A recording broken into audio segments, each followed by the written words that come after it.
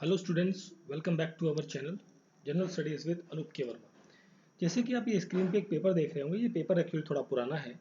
ये पेपर है आपका, अगर जो मैं बात करूँ यहाँ पर, तो दिस पेपर जस्ट मिनट, हाँ जी, this question paper belongs to the UP triple S C का पेट का जो एग्ज़ाम हुआ था आपका, पेट 2021 का जो एग्ज़ाम हुआ था, उसका जो अंदर जो फर्स्ट शिफ्ट का पेपर था, this was the first shift paper UP triple S C 2021 का। ठीक है, तो इस पर मैंने वीडियो नहीं बनाया था अभी तक। तो इस वीडियो के अंदर हम पूरे के पूरे 100 क्वेश्चंस के आंसर्स विद डिटेल एक्सप्लेनेशन, उसका आंसर क्यों है, क्या है, रीजनिंग के साथ में यहाँ पर हम डिस्कस करेंगे इस पर्टिकुलर वीडियो के अंदर। मोस्ट ऑफ द स्टूडेंट्स ने ये पेपर देखा होगा, सॉल्व भी किया होगा, but still those who wants to view again, तो आप देख सकते हैं। ठीक है, तो डेफिनेटली अनडाउटफुल कि बहुत सारे बच्चों ने ये इसका सॉल्यूशन भी देखा होगा, आंसर्स भी देखे होंगे, बट फिर भी जो लोग नए हैं चैनल पर वो लोग देख सकते हैं, और जो पुराने हैं वो भी आप पूरा सॉल्यूशन दो। इस पूरे वीडियो को लगभग मैं 2 आवर्स के अंदर कवर करने की कोशिश करूँगा। ठीक है, ताकि 2 घंटे का पेपर है आपका, 2 आवर्स का पेपर है, तो 2 घंटे का पेपर है, तो जाहिर सी बात है आपको पूरा का पूरा पेपर जो है वो विद इन 2 आवर सॉल्व करना है। तो कोशिश करूँगा कि 2 घंटे के अंदर ही पूरा का पूरा पेपर सॉल्व हो सके विद एक्सप्लेनेशन के साथ, ताकि आपकी एक अच्छी तरीके से प्रैक्टिस हो जाए, एक तरीके का मॉक टेस्ट हो जाएगा। आप पूरा 2 घंटे आप सॉल्व करते हो, साथ में मेरे साथ बैठ के पेपर, जब भी कभी भी आप ये वीडियो देख रहे हैं तो आप बैठिए, क्वेश्चन देखिए, क्वेश्चन के साथ जैसे ही मैं आपको शुरू करता हूँ, शुरू करने से पहले आप उसको अटेम्प्ट कर लीजिए वीडियो पॉज करके, तो उससे आपकी भी एक अच्छी प्रैक्टिस हो जाएगी। ठीक है, तो चलिए शुरू करते हैं। आई होप सो ये आपको वीडियो अच्छा लगेगा। तो चलिए देखिए, सबसे पहला क्वेश्चन है यहाँ पर। फर्स्ट क्वेश्चन इसमें पूछा गया है कि क्रोनोलॉजी पे आपको लगाना है फॉलोइंग रूलर्स को, ये जितने भी रूलर्स हैं इनको क्रोनोलॉजी पे लगाना है। तो अगर जो हम क्रोनोलॉजी की बात कर रहे हैं, तो क्रोनोलॉजिकल टर्म में सबसे पहले देखिए यहाँ पर जो नाम लिखा हुआ है शेरशाह सूरी, तो शेरशाह सूरी का जो टाइम पीरियड था बेसिकली, अगर जो इसके कालखंड की जब हम बात करते हैं, दैट इज़ इन 1540, 1540 के आसपास। इसको पेन थोड़ा पतला कर लेता हूँ। ठीक है, I think this is okay, थोड़ा मोटा ही कर लेते हैं, चलिए कोई बात नहीं। 1540 का टाइम पीरियड था। अकबर का जो टाइम पीरियड था, अकबर का था 1556 के आसपास, 1556। अलाउद्दीन खिलजी का जो टाइम पीरियड था, दैट इज 1296। ठीक है, और इल्तुतमिश का जो टाइम पीरियड था वो था 1210। ठीक है, अब क्रोनोलॉजी पे लगाना था आपको, तो 1 2 3, मतलब सबसे पहले आपका आएगा फोर्थ वाला पार्ट, फोर्थ के बाद आएगा 3, 3 के बाद आएगा आपका 1, फिर आएगा लास्ट में 2। 4 3 1 2, 4 3 1 2। देखिए कहाँ पर बन रहा है, या इसको ज़रा थोड़ा रब कर देते हैं इस वाले पार्ट को। तो देखिए आपका ऑप्शन नंबर बी यहाँ पर करेक्ट आंसर हो जाएगा। ठीक है, आंसर की बात हो गई, थोड़ा सा और फटाफट हम बात कर लेते हैं कि क्या क्या चीज़ें रही हैं। शेरशाह सूरी की जब हम बात करते हैं, तो इसका जो ओरिजिनल नेम है वो क्या है, फरीद खान। ठीक है, जब बाई बर्थ जो इसका नाम था वो था फरीद खान, और इसने सूरी एम्पायर की जो है वो स्थापना करी थी, और इसका जो कैपिटल था वो क्या था, सासाराम के अंदर। ठीक है, सासाराम के अंदर इसका मकबरा भी है, और उसी को इसने अपनी कैपिटल बनाया था शेरशाह सूरी ने 1540 के आसपास। ठीक है, ये उसका पूरा टाइम पीरियड था। अकबर की जब हम बात करते हैं, तो अकबर अब्दुल उल फतेह जलालुद्दीन मोहम्मद अकबर, ये इसका पूरा नाम था, जिसे हम बादशाह अकबर के नाम से हम आज की डेट में जानते हैं। उसका एक्चुअल नाम था अब्दुल फतेह जलालुद्दीन मोहम्मद अकबर। ये तीसरा मुगल एम्परर था, थर्ड मुगल एम्परर था ये अकबर, जो कि 1556 से लेके 1605 के आसपास तक, लगभग इतने लगभग ये 49 ईयर्स तक का पूरा शासन काल रहा है अकबर का। इसने सक्सीड किया था अपने फादर, जो इसके फादर कौन थे, हुमायूं। ठीक है, अपने फादर हुमायूं को इसने क्या किया है, सक्सीड किया है with the help of Bairam Khan. ठीक है, मतलब जब ये गद्दी पर बैठा अकबर, तो उसको गद्दी पर बिठाने का जो एक श्रेय है, बेसिकली हेल्पिंग हैंड जो जिसे कहा जाता है, वो कौन था, बैरम खान। ठीक है, और इसका जो टॉम्ब है अकबर का, वो कहाँ पर है, सिकंदरा के अंदर, सिकंदरा, आगरा के नियर, आगरा के पास में एक जगह है, वहाँ पर इसका टॉम्ब देखने को मिलता है। फतेहपुर सीकरी, बुलंद दरवाज़ा, हुमायूं टॉम्ब, और जोधाबाई पैलेस, तो ये कुछ जो मॉन्यूमेंट्स हैं या बेसिकली हिस्टोरिकल प्लेसेस हैं वो इसने बनवाए थे। अलाउद्दीन खिलजी की जब हम बात करते हैं, तो अलाउद्दीन खिलजी, इसका जो टाइम पीरियड दैट इज हमने बात कर ली है 1296 से लेके 1316 तक के बीच में इसका जो राज चला था वो था। ये खिलजी डायनेस्टी का किंग था एक। ठीक है, और इसका जो एक्चुअल नाम था अलाउद्दीन खिलजी से पहले, या कह लीजिए इसका जब बर्थ हुआ था, जन्म हुआ था, उस टाइम पर जो नाम था वो नाम था अली गुरशम। क्या नाम था, अली गुरशप नाम था इसका, ठीक है।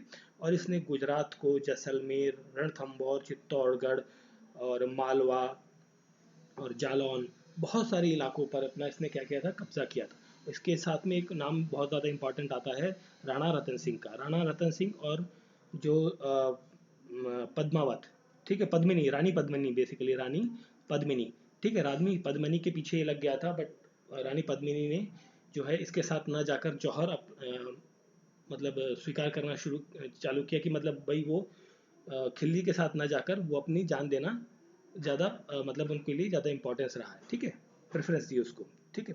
चित्तौड़गढ़ का किला इसने जीता, ठीक। फिर बात करें अगर जो हम इल्तुतमिश की, तो इल्तुतमिश कौन है? इल्तुतमिश जो है 1211 से लगभग 1236 के आसपास के टाइम पीरियड में रहा था ये इसने जो कुतुब मीनार है आपकी, कुतुब मीनार की कंस्ट्रक्शन किसने शुरू कराई थी? कुतुबुद्दीन ऐबक ने शुरू कराई थी, और इसको कंस्ट्रक्शन को कंप्लीट कराया था इल्तुतमिश ने, ठीक है। और जो कुतुब मीनार है वो बनाई गई थी किसकी याद में? बेसिकली एक ख्वाजा कुतुबुद्दीन बख्तियार काकी नाम के जो व्यक्ति थे, सूफी सेंट थे बेसिकली, उनके नाम पर ये चीज़ बनवाई गई थी, ठीक है। तो ये सब कुछ चीज़ें थी। इस तरीके से हम पूरे पेपर को फटाफट सॉल्व करेंगे। थोड़ा सा लंबा हो गया, बाकी मैं थोड़ा सा और कवर करने की कोशिश करूंगा। तो क्वेश्चन का correct answer option number B, ठीक है। तो चलिए बढ़ते हैं फिर हम आगे। अगला क्वेश्चन हम यहाँ देख लेते हैं, सामने 5वां क्वेश्चन है, सामने जो हमें सामने में दिख जाएगा क्वेश्चन, हम उसको सॉल्व करते चलेंगे। तो यहाँ पर आप देख सकते हैं कई सारी वॉर्स के बारे में लिखा गया है। तो देखिए यहाँ पर जो कालिंगा वॉर है, कालिंगा वॉर, ये आपको देखने को मिलती है किसके बीच में?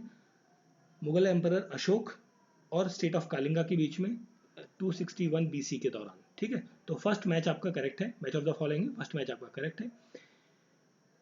कमेंसमेंट ऑफ साक एरा जो होता है ये आपको देखने को मिलेगा, that is in 78 CE common era के अंदर। तो ये भी आपका बिल्कुल सही ऑप्शन मैच्ड है, और इसको बेसिकली कनिष्क ने फाउंडेशन कराई थी इस साक एरा की, ठीक है।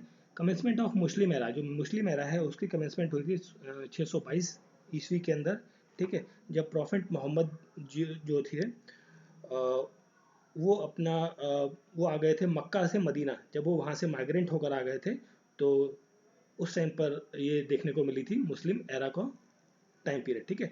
और जब वो मक्का से मदीना आए थे, उस चीज़ को जो माइग्रेशन हुआ था बेसिकली उसे कहा जाता है दैट इज हिजरा के नाम से उसे जाना जाता है। 1709 डेथ ऑफ औरंगजेब, नहीं, औरंगजेब की जो मौत होती है वो होती है 1709 के नहीं, 1707 को होती है, और तारीख जो थी 3 मार्च 1707 को औरंगजेब की क्या होती है? मृत्यु होती है। कहाँ पर होती है? अहमदनगर के अंदर। और किस तरीके से होती है मौत? नेचुरली होती है, नेचुरल डेथ जो होती है यहाँ पर, ठीक है। इनकरेक्ट मैच पूछा था, correct answer option number D है यहाँ पर, ठीक है। चलिए फिर हम बढ़ते हैं अपने अगले प्रश्न की तरफ। तो नेक्स्ट क्वेश्चन हमारे यहाँ देख सकते हैं, यहाँ पर क्वेश्चन नंबर थोड़ा सा ऊपर कर लेता हूँ, ठीक है। तो यहाँ पर आप देख सकते हैं क्वेश्चन नंबर 2 को देखते हैं पहले, ठीक। तो क्वेश्चन नंबर 2 में पूछा गया है, which of the following saint was contemporary to Shivaji. Shivaji जो महाराज थे महाराष्ट्र में, ठीक है, तो उनके कंटेम्प्रेरी कौन थे? तो कंटेम्प्रेरी थे उनके तुकाराम। ऑप्शन नंबर ए यहाँ पर करेक्ट आंसर होगा, तुकाराम। 17वीं शताब्दी के अंदर, ठीक है, एक सेंट थे, भक्ति मूवमेंट से संबंधित है, भक्ति मूवमेंट से संबंधित ये सेंट थे, कौन? तुकाराम जी, ठीक है। और जिन्हें पॉपुलरली एक अल्टरनेटिव नेम से भी जाना जाता है, दैट इज टुकू बौर्या या टुका या टुकोबा, इस तरीके के नामों से भी इन्हें बुलाया जाता है, ठीक है। 41 ईयर्स के जब ये थे, 41 साल के, तब क्या हो जाता है, इनको असेसिनेट कर दिया जाता है, मतलब इन्हें मार दिया जाता है। किसके द्वारा? ब्राह्मण मॉन्क के द्वारा। जो ब्राह्मण मॉन्क्स हैं उनके द्वारा, मॉन्क्स मतलब भिक्षु, जो ब्राह्मण भिक्षु हैं उनके द्वारा इन्हें मार दिया जाता है, ठीक है। तो ये कहाँ से हैं? महाराष्ट्र से हैं, और ये कब होता है? दैट इज इन 1649 के आसपास में, ठीक है। चैतन्य की जब हम बात करते हैं, चैतन्य महाप्रभु, ठीक है, चैतन्य महाप्रभु का नाम आपने सुना होगा। तो ये कौन है? ये फर्स्ट इंडियन सेंट है, first Indian saint, sorry not first, that is 15th Indian saint है, ठीक है। नामदेव की जब हम बात करते हैं, नामदेव एक मराठा हिंदू या सेंट कहा जाए, बेसिकली ये जो नॉर्थ महाराष्ट्र का इलाका है, उत्तर महाराष्ट्र का जो मध्य प्रदेश के साथ लगा हुआ हिस्सा है, वहाँ से बिलोंग करते थे, ठीक है। शंकराचार्य की जब हम बात करते हैं, तो शंकराचार्य एक स्कूल ऑफ फिलोसफी चलाते थे, ठीक है, तो काफ़ी फेमस पर्सनैलिटी है महाराष्ट्र के अंदर भी। तो यहाँ पर करेक्ट आंसर है ऑप्शन नंबर ए, सेकंड क्वेश्चन का। थर्ड क्वेश्चन की जब हम बात करते हैं यहाँ पर, तो थर्ड क्वेश्चन पे आते हैं फटाफट। Who was the first governor general of Bengal? First governor general of Bengal कौन है थर्ड क्वेश्चन में? तो देखिए वो कौन है, Warren Hastings. Option number C correct answer रहेगा। ये कब से कब बना था? 1773 से लेके 1785 के बीच में वारन हास्टिंग जो है first governor general of Bengal रहा। उसके टाइम पर कई सारे जो रेगुलेटिंग एक्ट्स वगैरह हैं, बिट्स इंडिया एक्ट है, इस तरह के जो एक्ट्स थे वो बहुत सारे यहाँ पर देखने को मिलते हैं। उसके बाद साथ में कुछ नाम और इम्पॉर्टेंट हो जाते हैं। फर्स्ट गवर्नर जनरल तो हो गया, इसके बाद बंगाल की बात कर रहे थे हम यहाँ पर, ठीक है। First governor general of India की जब हम बात करें तो first governor general of India कौन थे? वो थे आपके विलियम बेंटिक, ठीक है, दैट इज विलियम बेंटिक, ठीक है, ये नाम भी आपके लिए इंपॉर्टेंट है।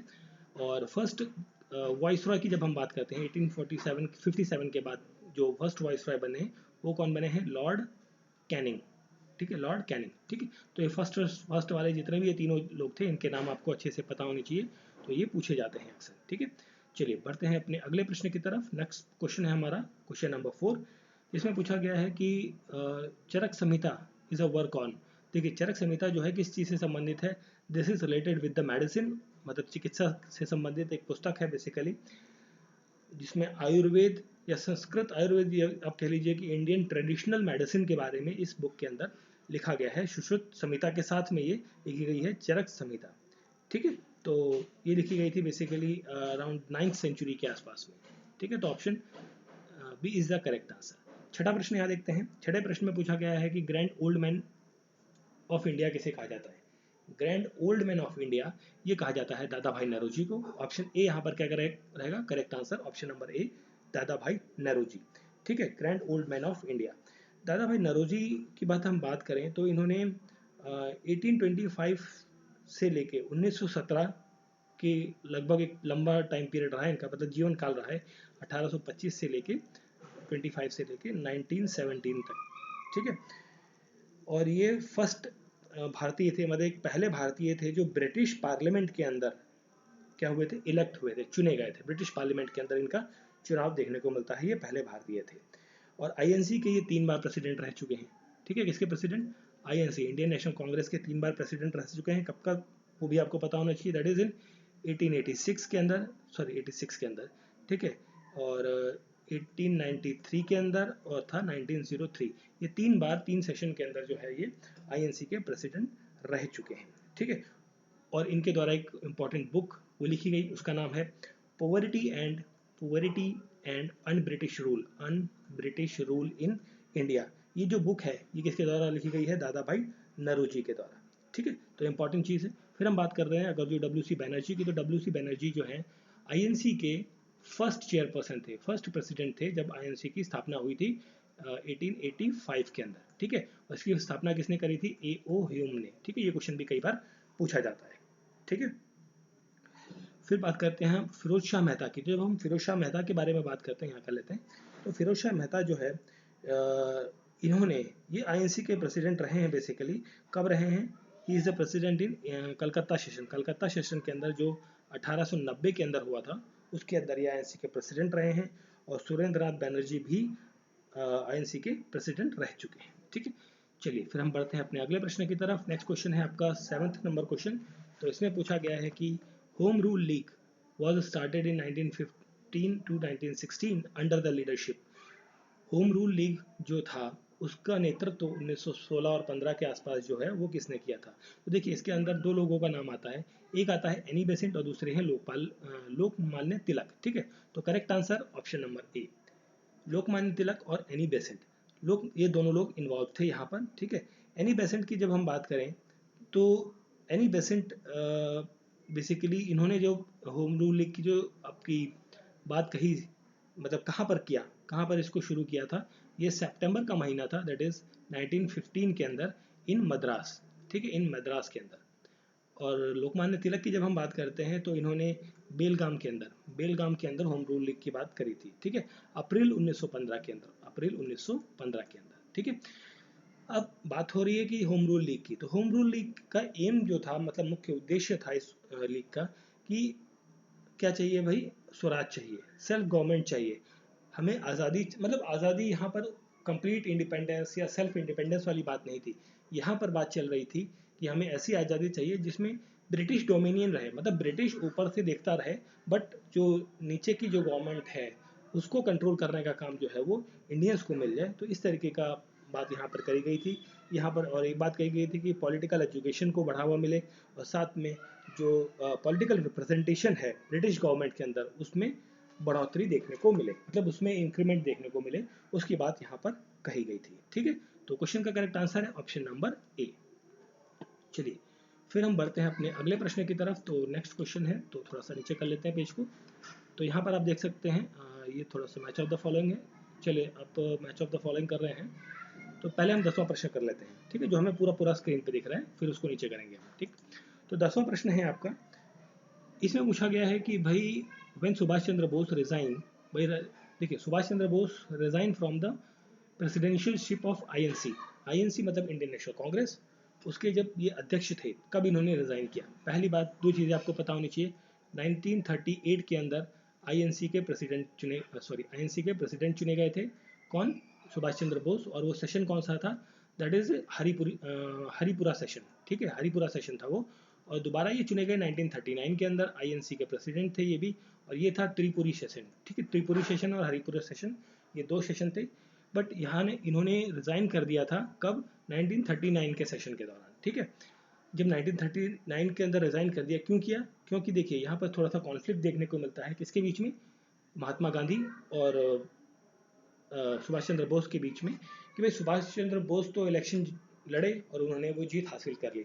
ठीक है, बट यहाँ पर क्या होता है कि जो महात्मा गांधी जी हैं वो चाहते थे कि जो पट्टाभी सीतारमैया हैं, ठीक है, पट्टाभी सीतारमैया उनको क्या बनाया जाए, आईएनसी का प्रेसिडेंट बनाया जाए। ठीक है, तो उससे भाई गांधी जी का सम्मान करते थे, तो उनकी इच्छा थी तो वो बने, बट जीत ये गए, तो उन्होंने बेसिकली ऑनर में उस पद को छोड़ दिया। तो भाई जाहिर सी बात है उन पद तो छोड़ दिया, बट पट्टाभी सीतारमैया तो इलेक्शन हार गए थे, है ना, तो हार गए थे तो जाहिर सी बात है वो तो बन नहीं सकते। तो उसके बाद जो है ये सीट जो है प्रेसिडेंट की उस सेशन के लिए किसको ऑफर की गई थी, दैट इज इन राजेंद्र प्रसाद को ये सीट दी गई थी। ठीक है, बाद में 1939 के बाद, मतलब 1939 में जब यहाँ से वो अपना रिज़ाइन करके चले गए, उसके बाद इन्होंने ऑल इंडिया फॉरवर्ड ब्लॉक, ठीक है, ऑल इंडिया फॉरवर्ड ब्लॉक का एक फ्रैक्शन बनाया। ठीक है, सुभाष चंद्र बोस ने। ठीक है, और इन्होंने इनके दो इंपॉर्टेंट स्लोगन्स हैं जो कई बार पूछे जाते हैं, कि एक तो पता ही होगा कि तुम मुझे खून दो मैं तुम्हें आज़ादी दूंगा। ठीक है, give me blood I shell give you the freedom. ठीक है, तो ये स्टेटमेंट है जो इन्होंने दी थी सुभाष चंद्र बोस ने। और साथ में एक इंपॉर्टेंट इनका स्लोगन था जय हिंद, जो जय हिंद का नारा है, जय हिंद का नारा वो भी इनके द्वारा दिया गया है। और एक नारा था दिल्ली चलो, तो दिल्ली चलो का जो नारा है वो इन्होंने दिया था, कब दिया था, जब आईएनए मतलब इंडियन नेशनल आर्मी की कमान इनको 1943 के अंदर इनको सौंप दी गई थी। देखिए 1942 के अंदर कैप्टन मोहन सिंह ने आज़ाद हिंद फौज की गठन किया, कहाँ पर किया था, सिंगापुर के अंदर। जब सिंगापुर पहुंच गए सुभाष चंद्र बोस तो इनको एक कमान सौंप दी गई एक साल बाद। जब ये कमान सौंपी गई तब उसके बाद इन्होंने नारा दिया कि भाई दिल्ली चलो, अब भारत को आज़ाद कराने का टाइम आ चुका है। ठीक है, तो क्वेश्चन का correct answer option number C. बाकी कुछ इन्फॉर्मेशन थी वो हमने डिस्कस कर ली है यहाँ पर। आई होप तो वीडियो अच्छा लग रहा होगा, थोड़ा सा स्पीडली कर रहा हूँ ताकि क्वेश्चंस बहुत सारे हैं, आपको जो मैं स्लो करूँगा तो बहुत लंबा टाइम चला जाएगा। ठीक है, नेक्स्ट है सलार हाइड्रो प्रोजेक्ट, ये आपका कहाँ पर लोकेटेड है, जो सलाल हाइड्रो प्रोजेक्ट है ये सलाल डैम पर है। सलाल डैम ये आपका कहाँ पर देखने को मिलता है, this is in Jammu and Kashmir के अंदर, this is in Jammu and Kashmir. और जम्मू कश्मीर के अंदर ये है चिनाब रिवर के ऊपर, Chenab river, that is option number C is correct answer रहेगा यहाँ पर। और चिनाब रिवर में भी कहाँ पर, ठीक है, चिनाब रिवर पे भी एक डिस्ट्रिक्ट है यहाँ पर जिसे कहते हैं रईसी डिस्ट्रिक्ट, रईसी डिस्ट्रिक्ट जो कि जम्मू एंड कश्मीर का एक डिस्ट्रिक्ट है, वहाँ पर ये है। और ये एक जम्मू कश्मीर का पहला हाइड्रो इलेक्ट्रिक पावर प्रोजेक्ट है जो कि बना था under the Indus water treaty regime के तहत। ठीक है, तो option C is the correct answer. चलिए फिर बढ़ते हैं हम अपने 8वें प्रश्न को थोड़ा सा देख लेते हैं यहाँ पर। ओके, 8th क्वेश्चन को हम देखते हैं यहाँ पर। तो 8वां प्रश्न है, 8th क्वेश्चन है, ठीक है, ब्रह्मो समाज, ब्रह्मो समाज की जो स्थापना है वो किसने करी थी, राजा राम मोहन रॉय ने, राजा राम मोहन रॉय। और रामकृष्ण मिशन जो है इसकी शुरुआत करी थी स्वामी विवेकानंद के द्वारा। और आर्य समाज की जो है स्थापना करी थी दयानंद सरस्वती ने। और सत्य शोधक समाज की जो है स्थापना करी थी ज्योतिराव फुले ने। मतलब हो गया ए के साथ है आपका दैट इज 3, बी के साथ है आपका दैट इज बी के साथ है 1, सी के साथ है 2 और डी के साथ है 5। तो मतलब 3 1 2 5, देखिए 3 1 2 5 3 1 2 5 3 1 2 5। Option C is the correct answer. ठीक है, ऑप्शन सी है यहाँ पर क्वेश्चन का करेक्ट आंसर। डायरेक्ट क्वेश्चन था, आपने मैच कर लिया। चलिए फिर हम बात करते हैं अपने अगले प्रश्न की। 10वां प्रश्न हो गया था, ये हो गया। 11वें प्रश्न की बात करते हैं। 11वें प्रश्न में पूछा गया है, सॉरी 11वां तो हो चुका है ना, चेनाब रिवर। ओके, तो 12वां प्रश्न देख लेते हैं। 12वें प्रश्न में पूछा गया है कि वर्मल इक्विनॉक्स जो है वो टेक प्लेस होता है, कब होता है। ये आपको देखने को मिलेगा मार्च इक्विनॉक्स या फिर नॉर्थ वर्ड इक्विनॉक्स को कहा जाता है। ठीक है, वर्नल इक्विनॉक्स या फिर इसे मार्च इक्विनॉक्स या फिर साथ में दूसरा नाम लिया जाता है नॉर्थ वर्ड इक्विनॉक्स के नाम से इसे जाना जाता है। ठीक है, जो कि आपका नॉर्थर्न हेमिस्फीयर के अंदर देखने को मिलता है। और एक होता है स्प्रिंग इक्विनॉक्स, सॉरी मार्च इक्विनॉक्स और वर्नल इक्विनॉक्स या फिर स्प्रिंग इक्विनॉक्स कहा जाता है, नॉर्थ हेमिस्फीयर के अंदर मिलता है। और एक होता है ऑटोमन इक्विनॉक्स। क्या होता है? ऑटोनम, ऑटम स्प्रिंग जो होती है ना, ऑटम सीजन, ऑटोनम इक्विनॉक्स होता है, ये आपका साउथर्न हेमिस्फीयर के अंदर देखने को मिलता है। तो मार्च की बात कर रहा है तो मार्च दैट इज ऑप्शन नंबर ए, 21 मार्च को आपको देखने को मिलेगा वर्नल इक्विनॉक्स। ठीक है, 12वीं का करेक्ट आंसर है ऑप्शन नंबर ए। चलिए फिर हम बढ़ते हैं अपने अगले प्रश्न की तरफ, थोड़ा सा नीचे कर लेते हैं। ओके, तो यहाँ पर आप देख सकते हैं क्वेश्चन नंबर 9, करो या मरो का नारा किसने दिया था? ये नारा दिया था महात्मा गांधी ने। ठीक है, महात्मा गांधी ने ये नारा दिया था, कब दिया था? क्विट इंडिया मूवमेंट, भारत छोड़ो आंदोलन, क्विट इंडिया मूवमेंट जो था, भारत छोड़ो आंदोलन, ये कब था? 1942 में शुरू हुआ था। ठीक है, उस टाइम पर वर्ल्ड वॉर 2 भी चल रही थी, ऑलमोस्ट खत्म होने वाला टाइम था बट चल रही थी। ठीक है, तो उस टाइम पर भारत छोड़ो आंदोलन शुरू हुआ, उसमें महात्मा गांधी ने कहा डू और डाई, अब तो भैया आज़ादी चाहिए, अब इफ एंड बट और बाकी सब चीज़ें नहीं रह जाती। ठीक है, भारत छोड़ो आंदोलन वो यहाँ पर शुरू होता है। ठीक है, और ये कब कहा गया था? देखिए इस टाइम पर ना एक सेशन हुआ था आईएनसी का, इंडियन नेशनल कांग्रेस का एक सेशन हुआ था। वो सेशन कहाँ पर था? दिस सेशन इज इन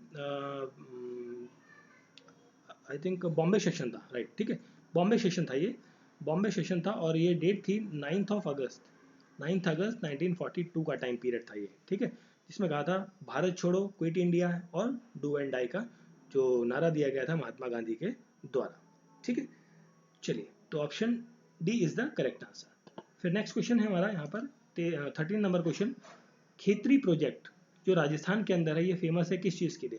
जो खेतरी प्रोजेक्ट है ये आपका वेल नोन प्रोजेक्ट है फॉर द कॉपर प्रोडक्शन के लिए, कॉपर प्रोजेक्ट के लिए बेसिकली है। और ये कंट्रोल किया जाता है हिंदुस्तान कॉपर लिमिटेड के द्वारा। ठीक है, HCL that is Hindustan copper limited, ये इसके द्वारा इसे अंडरटेकन, गवर्नमेंट ऑफ इंडिया की अंडरटेकिंग कंपनी है, उसके द्वारा ये चलाया जाता है। खेतरी प्रोजेक्ट, खेतरी नगर नाम की एक जगह है वहाँ पर राजस्थान के अंदर। ठीक है, option C is the correct answer.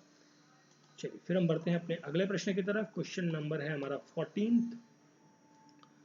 Question number 14। ठीक है, काजीरंगा नेशनल पार्क ये सिचुएटेड है कहाँ पर? बहुत ही सिंपल क्वेश्चन है, आसाम के अंदर है काजीरंगा नेशनल पार्क, आसाम के अंदर। और ये स्प्रेड होता है कहाँ पर? ब्रह्मपुत्र रिवर का जो फ्लडेड प्लेन एरिया वाला है पूरा ब्रह्मपुत्र रिवर, उसके चारों तरफ ये आपका फैला हुआ देखने को मिलता है।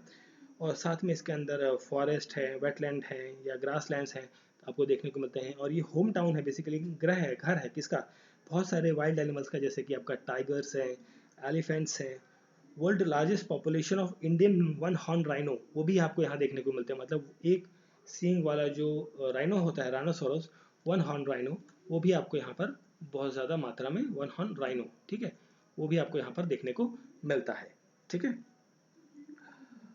और साथ में यहाँ पर अगर जो हम बात करें तो गंगा रिवर डॉल्फिन भी यहाँ पर आपको स्विमिंग करते हुए देखने को मिलती है। ठीक है, तो यहाँ पर बहुत सारी माइग्रेटरी बर्ड्स या ग्रे पेलिकन्स रूट्स जो है वो काजीरंगा विलेज या काजीरंगा नेशनल पार्क के आसपास में देखने को मिलती हैं। ठीक है, तो काजीरंगा नेशनल पार्क कहाँ पर है? असम में, option number B correct answer है। ठीक है, नेक्स्ट क्वेश्चन देखते हैं हम 15वां प्रश्न। 15वें प्रश्न में पूछा गया है कि भाई निम्नलिखित में से कौन से हिमालयी नदी तंत्र का नदियाँ हैं? भाई देखिए इसमें पूछा है, देखिए दो टाइप की रिवर सिस्टम है भारत के अंदर। ठीक है, एक है हिमालयन रिवर्स, ठीक है, जो हिमालय से ओरिजिनेट होती हैं। दूसरी है आपकी पेरिनियल रिवर्स। ठीक है, sorry not perennial, that is peninsular rivers. ठीक है, हिमालयन रिवर्स जो है आपकी हिमालय से ओरिजिनेट होती है। पेनिसुलर रिवर्स आपकी जो पेनिसुलर प्लेट्यू है, दक्षिण भारत में जो पठार है, ठीक है, वहाँ से ओरिजिनेट होती हैं। दो तरीके का डिवीजन देखने को मिलता है मोस्टली। अब यहाँ पर पूछा कि हिमालयन रिवर जो हिमालय से ओरिजिनेट होती है वो कौन कौन सी है। बहुत सिंपल क्वेश्चन है, गंगा ओरिजिनेट होती है हिमालय से और ब्रह्मपुत्र होती है। तो यहाँ पर 2 और 3 है, 2 3 that is option B is correct answer. Option 2 B correct answer है, गंगा और ब्रह्मपुत्र। कावेरी आपकी और गोदावरी ये आपकी कौन सी है, दक्षिण की रिवर्स है। कावेरी के साथ में अगर हम यहाँ पर बात करें दैट इज कावेरी, गोदावरी, कृष्णा, महानदी, ठीक है, तापी, नर्मदा और साबरमती, ये सारी क्या है बेसिकली एक तरीके की क्या है, सारी पेनिसुलर रिवर्स आपको यहाँ पर ये सब देखने को मिलती हैं, ठीक है। अब रिवर सिस्टम की जब हम बात कर रहे हैं तो दो चीज़ें यहाँ पर देखने को और इम्पॉर्टेंट हो जाती हैं। एक ये साउथ इंडिया का मैप है, जो रिवर्स आपके इस पूर्वी क्षेत्र में गिरती हैं सॉरी पूर्वी क्षेत्र में या फिर कह लीजिए अरब की खाड़ी में, वो क्या बनाती हैं, एस्चुरी बनाती हैं। और जो रिवर्स आपकी बे ऑफ बंगाल में गिरती हैं वो क्या बनाती हैं, डेल्टा बनाती हैं। ये चीज़ आपके लिए इंपॉर्टेंट है, पता होना चाहिए।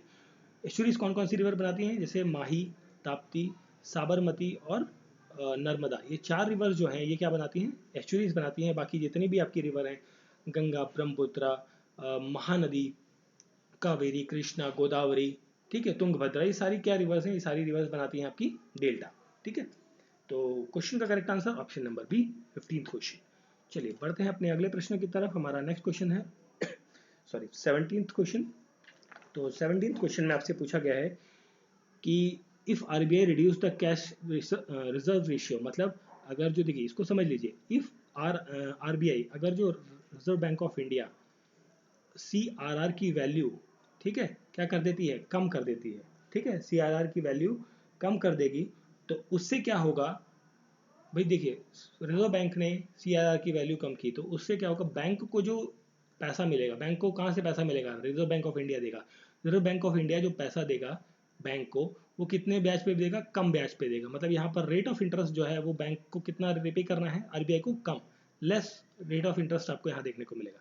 जब बैंक को सस्ते में लोन मिल गया, कहाँ से, रिजर्व बैंक ऑफ इंडिया से, फिर बैंक क्या करेगा, ये लोन प्रोवाइड करेगा कस्टमर्स को, जैसे आपको आपको या मुझे या हम जैसे लोगों को, आम जनता को लोन प्रोवाइड करेंगे बहुत सारी स्कीम्स निकाल कर, ठीक है। और कई बार आपको यहाँ पर low rate of interest home loan, housing loan, personal loan या व्हीकल लोन, बहुत सारे टाइप के लोन्स आपको देखने को मिलते हैं मार्केट में, ठीक है। तो वो बहुत सारे लोन्स मिलेंगे, तो उससे क्या होगा, यहाँ पर क्रेडिट क्रिएशन के अंदर क्या देखने को मिलेगा, क्रेडिट क्रिएशन मतलब वो क्या हो जाएगा, बढ़ जाएगा। क्रेडिट क्रिएशन में देखने को मिलेगा इंक्रीज। तो ऑप्शन सी यहाँ पर करेक्ट आंसर है। इसका रिवर्स भी होता है, जब आरबीआई ने CRR की वैल्यू अगर जो बढ़ा दी तो बैंक को क्या, हाई रेट ऑफ इंटरेस्ट पे आपको पैसा मिलेगा। जब हाई रेट पे मिलेगा तो वो आपको भी हाई रेट पे इंटरेस्ट पे पैसा आगे देगी। तो भाई जाहिर सी बात है ना, जो चीज़ सस्ती होती है उसकी डिमांड क्या होती है, ज़्यादा होती है, लोग उसको ज़्यादा खरीदते हैं। जो चीज़ महंगी होती है उसको लोग बहुत कम खरीदते हैं, या लिमिटेड कॉलोनी या लिमिटेड लोग जो हैं वो उसको कंज्यूम करते हैं, ठीक है। तो यहाँ पर option number C correct answer रहेगा, ठीक। चलिए फिर हम बात करते हैं इस क्वेश्चन के बाद में, हमारा ये कोई 17 क्वेश्चन हो गया। फिर हम बात करते हैं यहाँ पर 16वें प्रश्न की। तो 16 नंबर क्वेश्चन में आपसे पूछा है बैंक रेट मीन्स, तो बैंक, इसको थोड़ा नीचे कर लेते हैं पहले फिर करते हैं। बैंक रेट का मतलब क्या होता है, देखिए बैंक रेट का मतलब ये होता है कि ऑफिशियल रेट ऑफ इंटरेस्ट होता है जो चार्ज किया जाता है सेंट्रल बैंक ऑफ इंडिया के द्वारा। सेंट्रल बैंक ऑफ इंडिया कौन सी है, that is RBI. Central bank of India that is RBI के द्वारा जो रेट ऑफ इंटरेस्ट चार्ज किया गया, that is option number D is the correct answer, ठीक है। चलिए फिर हम बात कर लेते हैं यहाँ पर हमारा ये कौन सा question, that is in 18th question number, 18वां प्रश्न है। In which of the following type of economics resources are owned privately and maintained objectively behind the economic activities is a profit making। तो देखिए किस टाइप की economic के अंदर profit कमाना सबसे मुख्य उद्देश्य होता है। देखिए ये होता है कैपिटलिस्ट में, पूंजीवादी व्यवस्था के अंदर। भाई देखिए जिसने पैसा लगाया है, वो जो कोई इंडिविजुअल व्यक्ति है, मान लीजिए अंबानी है, तो अंबानी अगर जो किसी चीज़ में, अंबानी अडानी किसी चीज़ में पैसा लगा रहे हैं तो डेफिनेटली उनका एम सोशलिस्ट तो नहीं होगा, कि समाज की भलाई तो नहीं होगा, ठीक है, होगा बट एक लिमिटेड हद तक होगा। बट उनका मेन फोकस जो होगा वो कहाँ पर होगा, कि वो इनकम करे, मतलब उससे प्रॉफिट कमाए, ठीक है। तो प्रॉफिट कमाने वाली जो एक्टिविटी है that is the capitalist. Option number A is the correct answer. 100 rupee note के ऊपर किसके सिग्नेचर होते हैं, देखिए 100 रुपी का जो नोट होता है, 100 रुपए का नोट, उसके ऊपर सिग्नेचर होते हैं आरबीआई गवर्नर के। ऑप्शन नंबर ए यहाँ पर करेक्ट आंसर होगा, आरबीआई गवर्नर। और एट प्रेजेंट जो है आरबीआई गवर्नर कौन है, वो है शक्तिकांत दास, ठीक है, शक्तिकांत दास गवर्नर है आरबीआई के। ये तो बात होगी 100 रुपए के नोट की। अगर तो ये पूछा जाए कि 1 रुपए का जो नोट होगा, 1 रुपी नोट जो है, उस पर किसके सिग्नेचर होते हैं? उस पर होते हैं फाइनेंस सेक्रेटरी के। फाइनेंस सेक्रेटरी के सिग्नेचर होते हैं, जो कि आता है बेसिकली गवर्नमेंट ऑफ इंडिया के अंतर्गत। ठीक है, उसके यहाँ पर सिग्नेचर देखने को मिलते हैं। ठीक है, तो ये थोड़ा सा वेरिएशन होता है। क्वेश्चन का करेक्ट आंसर है ऑप्शन नंबर ए। चलिए फिर हम बढ़ते हैं अपने अगले प्रश्न, क्वेश्चन नंबर 19 के बाद है 20वां प्रश्न। तो यहाँ पर पूछा गया है फीमा। फीमा का फुल फॉर्म क्या होता है? देखिए, फीमा होता है foreign exchange foreign exchange management act. ठीक है, ऑप्शन बी यहाँ पर करेक्ट आंसर है, फॉरेन एक्सचेंज मैनेजमेंट एक्ट। ठीक है, फीमा होता है। अब देखिए, फीमा से पहले ना इसका कुछ और नाम था। इसका नाम था that is FERA. FERA, FERA। FERA क्या था? ये था आपका फॉरेन एक्सचेंज रेगुलेटरी एक्ट। ठीक है sir, sorry, regulation act, not regulatory, that is regulation act. Foreign exchange regulation act के नाम से था। उसको फिर 1999 के अंदर इसको मॉडिफाई कर दिया गया, इसको नया नाम कर दिया गया कि फॉरेन एक्सचेंज मैनेजमेंट एक्ट इसको बना दिया गया। ठीक है, और एक्चुअली जब ये बना था, मतलब ये रेगुलेशन एक्ट जब था, तो इसके अंदर कुछ ड्रॉबैक्स थे, लूप होल्स थे। तो उन लूप होल्स को मॉडिफाई किया गया, अमेंड किया गया। तो अमेंड करने के बाद एक नया स्ट्रक्चर बना, नया फ्रेम बना। बेसिक स्ट्रक्चर वही रहा, बट कुछ मॉडिफिकेशंस होने के बाद वो नई चीज़ बनी, तो वो बन गई आपकी फीमा। फीमा क्या था? Foreign exchange management act. ठीक है, तो यहाँ पर मेजर रिफॉर्म्स आपको देखने को मिलते हैं फॉरेन एक्सचेंज के रिलेटेड। ठीक है, उसके बाद है नेक्स्ट क्वेश्चन, 21 नंबर क्वेश्चन है। 21 नंबर क्वेश्चन में पूछा गया है कि भाई देखिए, भारतीय संविधान के अंदर जन स्वास्थ्य एवं स्वच्छता किस में शामिल है? मतलब हेल्थ वाला जो पॉइंट है बेसिकली, वो किस सूची के अंदर आता है? राज्य में, स्टेट के अंदर, सेंट्रल के अंदर, या कंकरेंट में, या फिर किसी में भी नहीं। ठीक है, तो ये बेसिकली अगर जो हम बात करें, हेल्थ इशू जो है वो स्टेट का पार्ट है। ठीक है, स्टेट की देखिए, जो आपका शेड्यूल 7 है, शेड्यूल 7 अनुसूची 7 जो है, उसके अंदर ये मेंशन किया गया है। बेसिकली 3 लिस्टें दी गई हैं। एक होगी आपकी सेंटर की लिस्ट, दूसरी होगी स्टेट की लिस्ट, तीसरी होगी कंकरेंट की लिस्ट। स्टेट के अंदर, सेंटर के अंदर हम बात करें अगर जो, तो यहाँ पर जैसे डिफेंस हो गया, फॉरेन अफेयर्स हो गया, या फिर आपका रेलवेज हो गया, या फॉरेन एक्सचेंज या करेंसी वगैरह का जो हिस्सा है, वो सब आ जाता है आपका सेंट्रल गवर्नमेंट के लिस्ट के अंदर। स्टेट के अंदर आती हैं आपकी जैसे कि public order, police, health, sanitation, hospital, dispensaries, ये सारी चीज़ें आती हैं आपकी स्टेट लिस्ट के अंदर। कंकरेंट लिस्ट के अंदर भी आपका देखने को मिलता है, जैसे एजुकेशन है। ठीक है, तो एजुकेशन एक बहुत बड़ा इंपॉर्टेंट टॉपिक है जो कि आता है कंकरेंट लिस्ट के अंदर। ठीक है, तो यहाँ पर क्वेश्चन का करेक्ट आंसर स्टेट लिस्ट के अंदर आता है, स्वास्थ्य सुविधाओं के बारे में। ठीक है, चलिए बढ़ते हैं अपने अगले प्रश्न की तरफ। तो नेक्स्ट क्वेश्चन है हमारा 23वां प्रश्न, राइट टू एजुकेशन। ठीक है, जो शिक्षा का अधिकार है, शिक्षा का एक अधिकार, एक मौलिक अधिकार है, ये फंडामेंटल राइट है। तो वो किस आर्टिकल के तहत आता है? This is comes under the article 21 number, 21A के तहत आता है। इसके लिए एक एक्ट आया था, that is right to education, RTE, right to education act आया था। ठीक है, और ये आया था 2009 के अंतर्गत। ठीक है, 2009 में आया था, जिसके अंदर ये कहा गया कि फ्री और कंपलसरी एजुकेशन जो है वो बच्चों को दी जाए। और कौन से बच्चों को? स्पेशली एक ग्रुप कैटेगरी बनाया गया है, जो 6 साल से लेकर 14 साल तक के बच्चे हैं, उनको फ्री और एलिमेंट्री एजुकेशन जो है वो प्रोवाइड करना गवर्नमेंट, जो राज्य सरकार है या केंद्र सरकार है, क्योंकि ये दोनों का विषय है, तो सरकारों का दायित्व है। ठीक है, अब हम बात कर रहे हैं जहाँ पर फंडामेंटल राइट्स की। तो फंडामेंटल राइट्स जो है FR, ये आपका पार्ट 3 के अंदर मेंशन्ड है, पार्ट 3। ठीक है, और इसके लिए जो आर्टिकल्स हैं, दैट इज 14 से लेके 35 तक के जो आर्टिकल्स हैं वो मेंशन कर रहे हैं, बात करते हैं फंडामेंटल राइट्स के बारे में। और इसे हमने लिया है USA के कॉन्स्टिट्यूशन से। USA के कॉन्स्टिट्यूशन के अंदर बिल ऑफ राइट्स के नाम से इसे लिखा गया है। ठीक है, तो ये कुछ और इंपॉर्टेंट इन्फॉर्मेशन थी जो कि किससे रिलेटेड है? फंडामेंटल राइट से। तो क्वेश्चन का करेक्ट आंसर है ऑप्शन नंबर ए। चलिए फिर हम बढ़ते हैं अपने अगले प्रश्न की तरफ। तो हमारा नेक्स्ट क्वेश्चन है यहाँ पर, थोड़ा नीचे कर लेते हैं। ठीक है, चलिए नेक्स्ट क्वेश्चन है 24th number question, which among the following moves the objective resolution.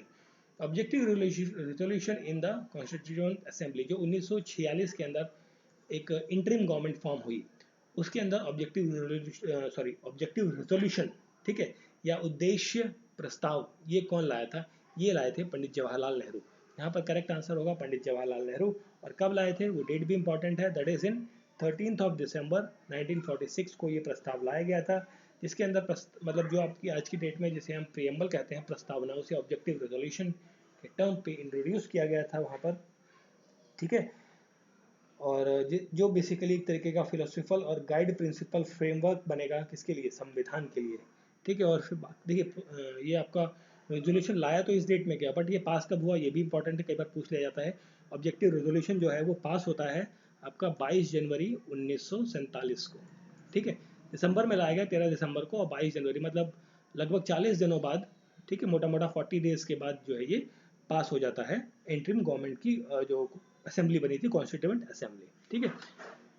Next question 25 number question है। 25 में पूछा गया है कि देखिए कौन सा वो आर्टिकल है जो बात करता है interest of minorities to be covered. देखिए माइनॉरिटीज के बारे में बात करने वाला है, protection of interest of minorities के बारे में अगर जो आर्टिकल बात करता है that will talks about article 29, ठीक है। अब आर्टिकल 29 तो करेक्ट आंसर हो गया। इसके अंदर 2 पॉइंट और बनते हैं। आर्टिकल 29 पार्ट 1 इसका जो है पॉइंट 1 बेसिकली उसमें ये कहा गया है कि किसी भी व्यक्ति को, ठीक है, जो भारत के अंदर या भारत का जो क्षेत्र अधिकार है वहाँ रह रहा है, उसको उसके साथ वो अपना मतलब बेसिकली जहाँ पर भी रह रहा है वो उसके साथ वो अपना जो भी उसका डिफरेंट डिफरेंट लैंग्वेजेस हैं, स्क्रिप्ट है या कल्चर है, ठीक है, जो उसका राइट है बेसिकली, मतलब जो जैसे ना कैसे आदिवासी लोग हैं तो उनके एक डिफरेंट कल्चर है, डिफरेंट ट्रेडिशन है, तो वो उन कल्चर्स को, उन ट्रेडिशंस को फॉलो अप कर सकते हैं, उनको कंजर्व कर सकते हैं, उनको प्रोटेक्ट कर सकते हैं।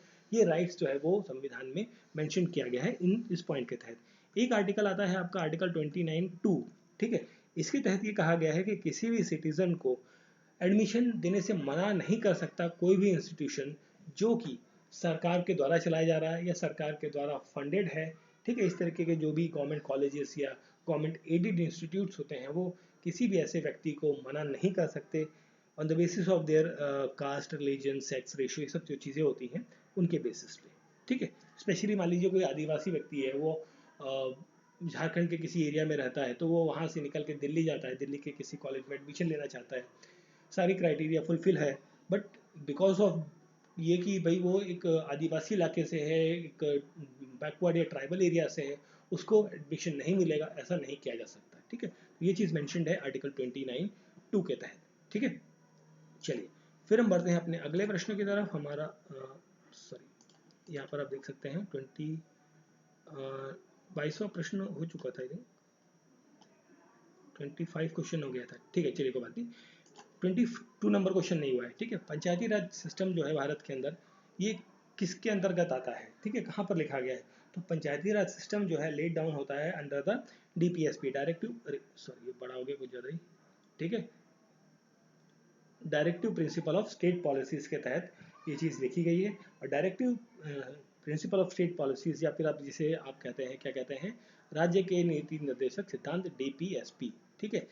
DPSP आपका पार्ट 4 के अंदर मेंशन्ड है संविधान के अंदर, ठीक है, पार्ट 4। और आर्टिकल कौन से हैं, आर्टिकल है 36 से लेके 51 तक के आर्टिकल। और स्पेशली अगर जो हम बात कर रहे हैं यहाँ पर पंचायती राज इंस्टीट्यूशन की या पंचायती राज सिस्टम होना चाहिए, ऐसा DPSP में किस आर्टिकल में मेंशन्ड है, दैट इज आर्टिकल 40। आर्टिकल 40 के अंदर ये चीज़ मेंशन्ड है, कई बार एग्जाम्स में ये पॉइंट पूछा गया है, ठीक है। और जिसके अंदर ये मेंशन किया गया है कि भाई जो पंचायत बनेगी वो अपने कुछ कुछ उसके पास अधिकार होंगे जिनके वो डिसीजंस या रूल एंड रेगुलेशंस बना सकती है, लगा सकती है, ठीक है। तो इसके साथ में एक और पार्ट आता है आर्टिकल 44। आर्टिकल 44 जो है वो आपका यूनिफॉर्म सिविल कोड के बारे में बात, UCC के बारे में बात करते हैं, यूनिफॉर्म सिविल कोड के बारे में बात करता है कि भाई हर राज्य में या पूरे देश में तरीके से कि जो है यूनिफॉर्म सिविल कोड होनी चाहिए, ठीक है। चलिए फिर हम बात करते हैं अपने अगले प्रश्न की तरफ। नेक्स्ट क्वेश्चन है, current carries in solid conductor are. क्यों करंट, भाई देखिए सॉलिड कंडक्टर होता है जो, तो सॉलिड कंडक्टर जो है वो करंट कैसे कैरी कर लेता है भाई, है ना। उसका कारण क्या है, उसका कारण ये है कि उसके अंदर क्या होते हैं, फ्री इलेक्ट्रॉन्स होते हैं। क्या होते हैं, फ्री इलेक्ट्रॉन्स देखने को मिलते हैं। 26 इज द करेक्ट, सॉरी 26 का करेक्ट आंसर है option number C, free electrons देखने को मिलते हैं। अब सॉलिड कंडक्टर जैसे मेटल है, मेटल के अंदर जो बहुत ज़्यादा large number of free electrons होंगे, और जब उसके अंदर से करंट फ्लो होगा, मतलब इलेक्ट्रिक करंट फील होगा। देखिए ये एक सॉलिड कंडक्टर है, सॉलिड कंडक्टर में जब करंट फ्लो हुआ, करंट फ्लो होता है, तो करंट फ्लो होने से क्या होगा, करंट फ्लो होने से यहाँ पर देखने को मिलेगा पोटेंशियल डिफरेंस, एक वर्ड होता है पोटेंशियल डिफरेंस, ये आपको देखने को मिलेगा। पोटेंशियल डिफरेंस अप्लाइड हुआ कंडक्टर पे, तो जो फ्री इलेक्ट्रॉन्स हैं वो ड्रिफ्ट होना, जो भाई देखो ये एक इधर इलेक्ट्रॉन इधर घूम रहा था, एक उधर घूम रहा था, एक इधर भाग रहा था, एक उधर भाग रहा था, आराम से ऐसे पड़े हुए थे, मस्ती मार रहे थे। जब करंट फ्लो होना चालू हुआ है तो सब लाइन में आ गए, सारे एक ही डायरेक्शन में मूव करना चालू कर दिए। जब ये सारे एक ही डायरेक्शन में मूव करना चालू कर दिए तो उसकी वजह से करंट क्या है, one point to another point flow up हो जाता है। ठीक है, तो यहाँ पर करेक्ट आंसर है option number C, 26 question number का। चलिए फिर हम बात करते हैं अपने अगले प्रश्न की तरफ। नेक्स्ट क्वेश्चन है हमारा यहाँ पर दिस इज नेक्स्ट क्वेश्चन है हमारा 27 नंबर क्वेश्चन। इसमें पूछा गया है कि light year is the unit of what. Light year क्या होता है, एक यूनिट होता है जो कि डिस्टेंस ट्रेवल को मेजर करता है by the light in a vacuum in a 1 year. ठीक है, तो ऑप्शन सी यहाँ पर करेक्ट आंसर है। Next question, chemical name of bleaching powder. तो केमिकल नेम जो है ब्लीचिंग पाउडर का वो क्या है, that is the calcium oxy chloride, CaCl2। ठीक है, तो ऑप्शन बी यहाँ पर क्या रहेगा, करेक्ट आंसर रहेगा क्वेश्चन नंबर 28 का। ठीक है, कैल्शियम ऑक्सी क्लोराइड, और ये बनता है बेसिकली स्लिक लाइम से through the chlorine process, chlorine gas के थ्रू से। ठीक है, तो option B is the correct answer. फिर यहाँ पर आप देखिए 32वां क्वेश्चन, एक क्वेश्चन और भी है यहाँ पे, आई थिंक 2 क्वेश्चन और हैं, उन्हें भी कर लेते हैं, फिर हम आते हैं अपने मैथ और रीजनिंग वाले पार्ट की तरफ। ठीक है, तो यहाँ पर आप देख सकते हैं ये। ठीक है, चलिए 29 क्वेश्चन नंबर हम देख लेते हैं। Percentage of pure gold in 18 carat gold is, मतलब देखिए 18 कैरेट का, 18 कैरेट का जो गोल्ड है उसके अंदर कितनी परसेंटेज ऑफ गोल्ड आपको देखने को मिलती है। देखिए गोल्ड की जब हम बात करें तो 24 कैरेट गोल्ड जो होता है वो क्या कहते हैं, प्योर गोल्ड कहा जाता है। ठीक है, प्योर गोल्ड कहा जाता है। ठीक, तो 18 कैरेट की बात कर रहा है तो 18/24, ठीक है, इंटू 100, जब इसको आप रेशियो में निकालेंगे तो this will come up to 3/4 into 100, so ये वैल्यू आएगी 75%। तो मतलब ये हो गया कि 18 कैरेट गोल्ड के अंदर जो है 75% गोल्ड जो है वो प्योर होता है, बाकी क्या होता है, मेटल्स आपके देखने को मिलते हैं। मेटल्स मतलब कॉपर, सिल्क, ये सब चीज़ें ऐड होती हैं, इम्प्योरिटीज ऐड होती हैं बेसिकली। ठीक है, नेक्स्ट क्वेश्चन है 30 number question, orange contains abundance of, orange के अंदर क्या प्रचुर मात्रा में देखने को मिलता है, वो देखने को मिलता है ऑप्शन ए विटामिन सी। ठीक है, विटामिन सी जो है यहाँ पर आपको प्रचुर मात्रा के अंदर देखने को मिलता है, नींबू, लेमन या हो गया या ऑरेंज हो गया, इस तरीके के जो चीज़ होती है। ठीक है, फिर अब हम बात करते हैं क्वेश्चंस की। ये जो आपके मैथमेटिक्स वाले क्वेश्चंस हैं इनको भी हम सॉल्व करेंगे इस पर्टिकुलर वीडियो के अंदर। तो आप देख सकते हैं ये एक सिंपल क्वेश्चन है, इसमें क्या करना है आपको, सिंपली आपको यहाँ पर क्या करना है, स्क्वायरिंग कर देनी है, दोनों साइड की स्क्वायरिंग कर देंगे तो ये क्वेश्चन मार्क्स की जगह आप रख दीजिए एक्स, तो 196 is equal to 72/56 into squaring कर रहे हैं तो मतलब 72 हो जाएगा 2 बार, और ये हो गया 56। एक्स को यहाँ रन दीजिए, इसको यहाँ ले आइए, 196 है। ठीक है, इसको अब जब आप सॉल्व कर रहे हैं सो आप इसको डिवाइड करेंगे तो यहाँ पर आपको 7 मिलेगा, यहाँ मिलेगा 9, यहाँ पर 7, दिस इज 9। इसको आप कट करेंगे तो यहाँ पर मिलेगा 28, और इसे कट करेंगे तो यहाँ पर मिलेगा 4। ठीक है, तो 9 इंटू 9 इंटू 4, तो इसका जो करेक्ट आंसर आएगा वो आएगा 324। ठीक है, 324 इज द करेक्ट आंसर। तो क्या हो गया 324, option C is the correct answer 31 number question का। ठीक है, चलिए फिर हम बात कर लेते हैं यहाँ पर अपने और क्वेश्चंस की जो कि मैथमेटिक्स के पार्ट की हैं। तो यहाँ पर आप देख सकते हैं ये क्वेश्चन है, ये फॉर्मूला बेस्ड क्वेश्चन है। सिंपली एक फॉर्मूला होता है that is A cube plus B cube. ठीक है, इसका जो फॉर्मूला होता है that is A plus B, और साथ में ब्रैकेट में A square plus B square minus minus क्या होगा आपका ए बी। ठीक है, तो इस पूरे चीज़ को इस तरीके से आपको लिख देना है। ठीक है, तो जब आप इसको ऐसे लिखेंगे तो ये आपका क्या बनेगा, 885 cube plus 7 sorry 115 plus 115 cube. ठीक है, अपॉन में 885 का स्क्वायर प्लस 115 का स्क्वायर माइनस 885 इंटू 115। ठीक है, तो ये इस तरीके से फॉर्मेट बन जाएगा, और जो ये वाली वैल्यू है ये वाली आपकी वैल्यू सेपरेट हो जाएगी, that will come 815 sorry 885 plus 115। ठीक है, तो ये आपको इस तरीके से वैल्यू देखने को मिलेगी।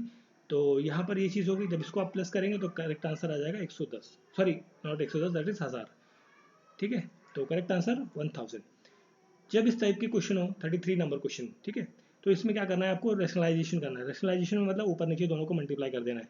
यहाँ पर क्या करना है, √5 माइनस √3 अपॉन √5 माइनस √3।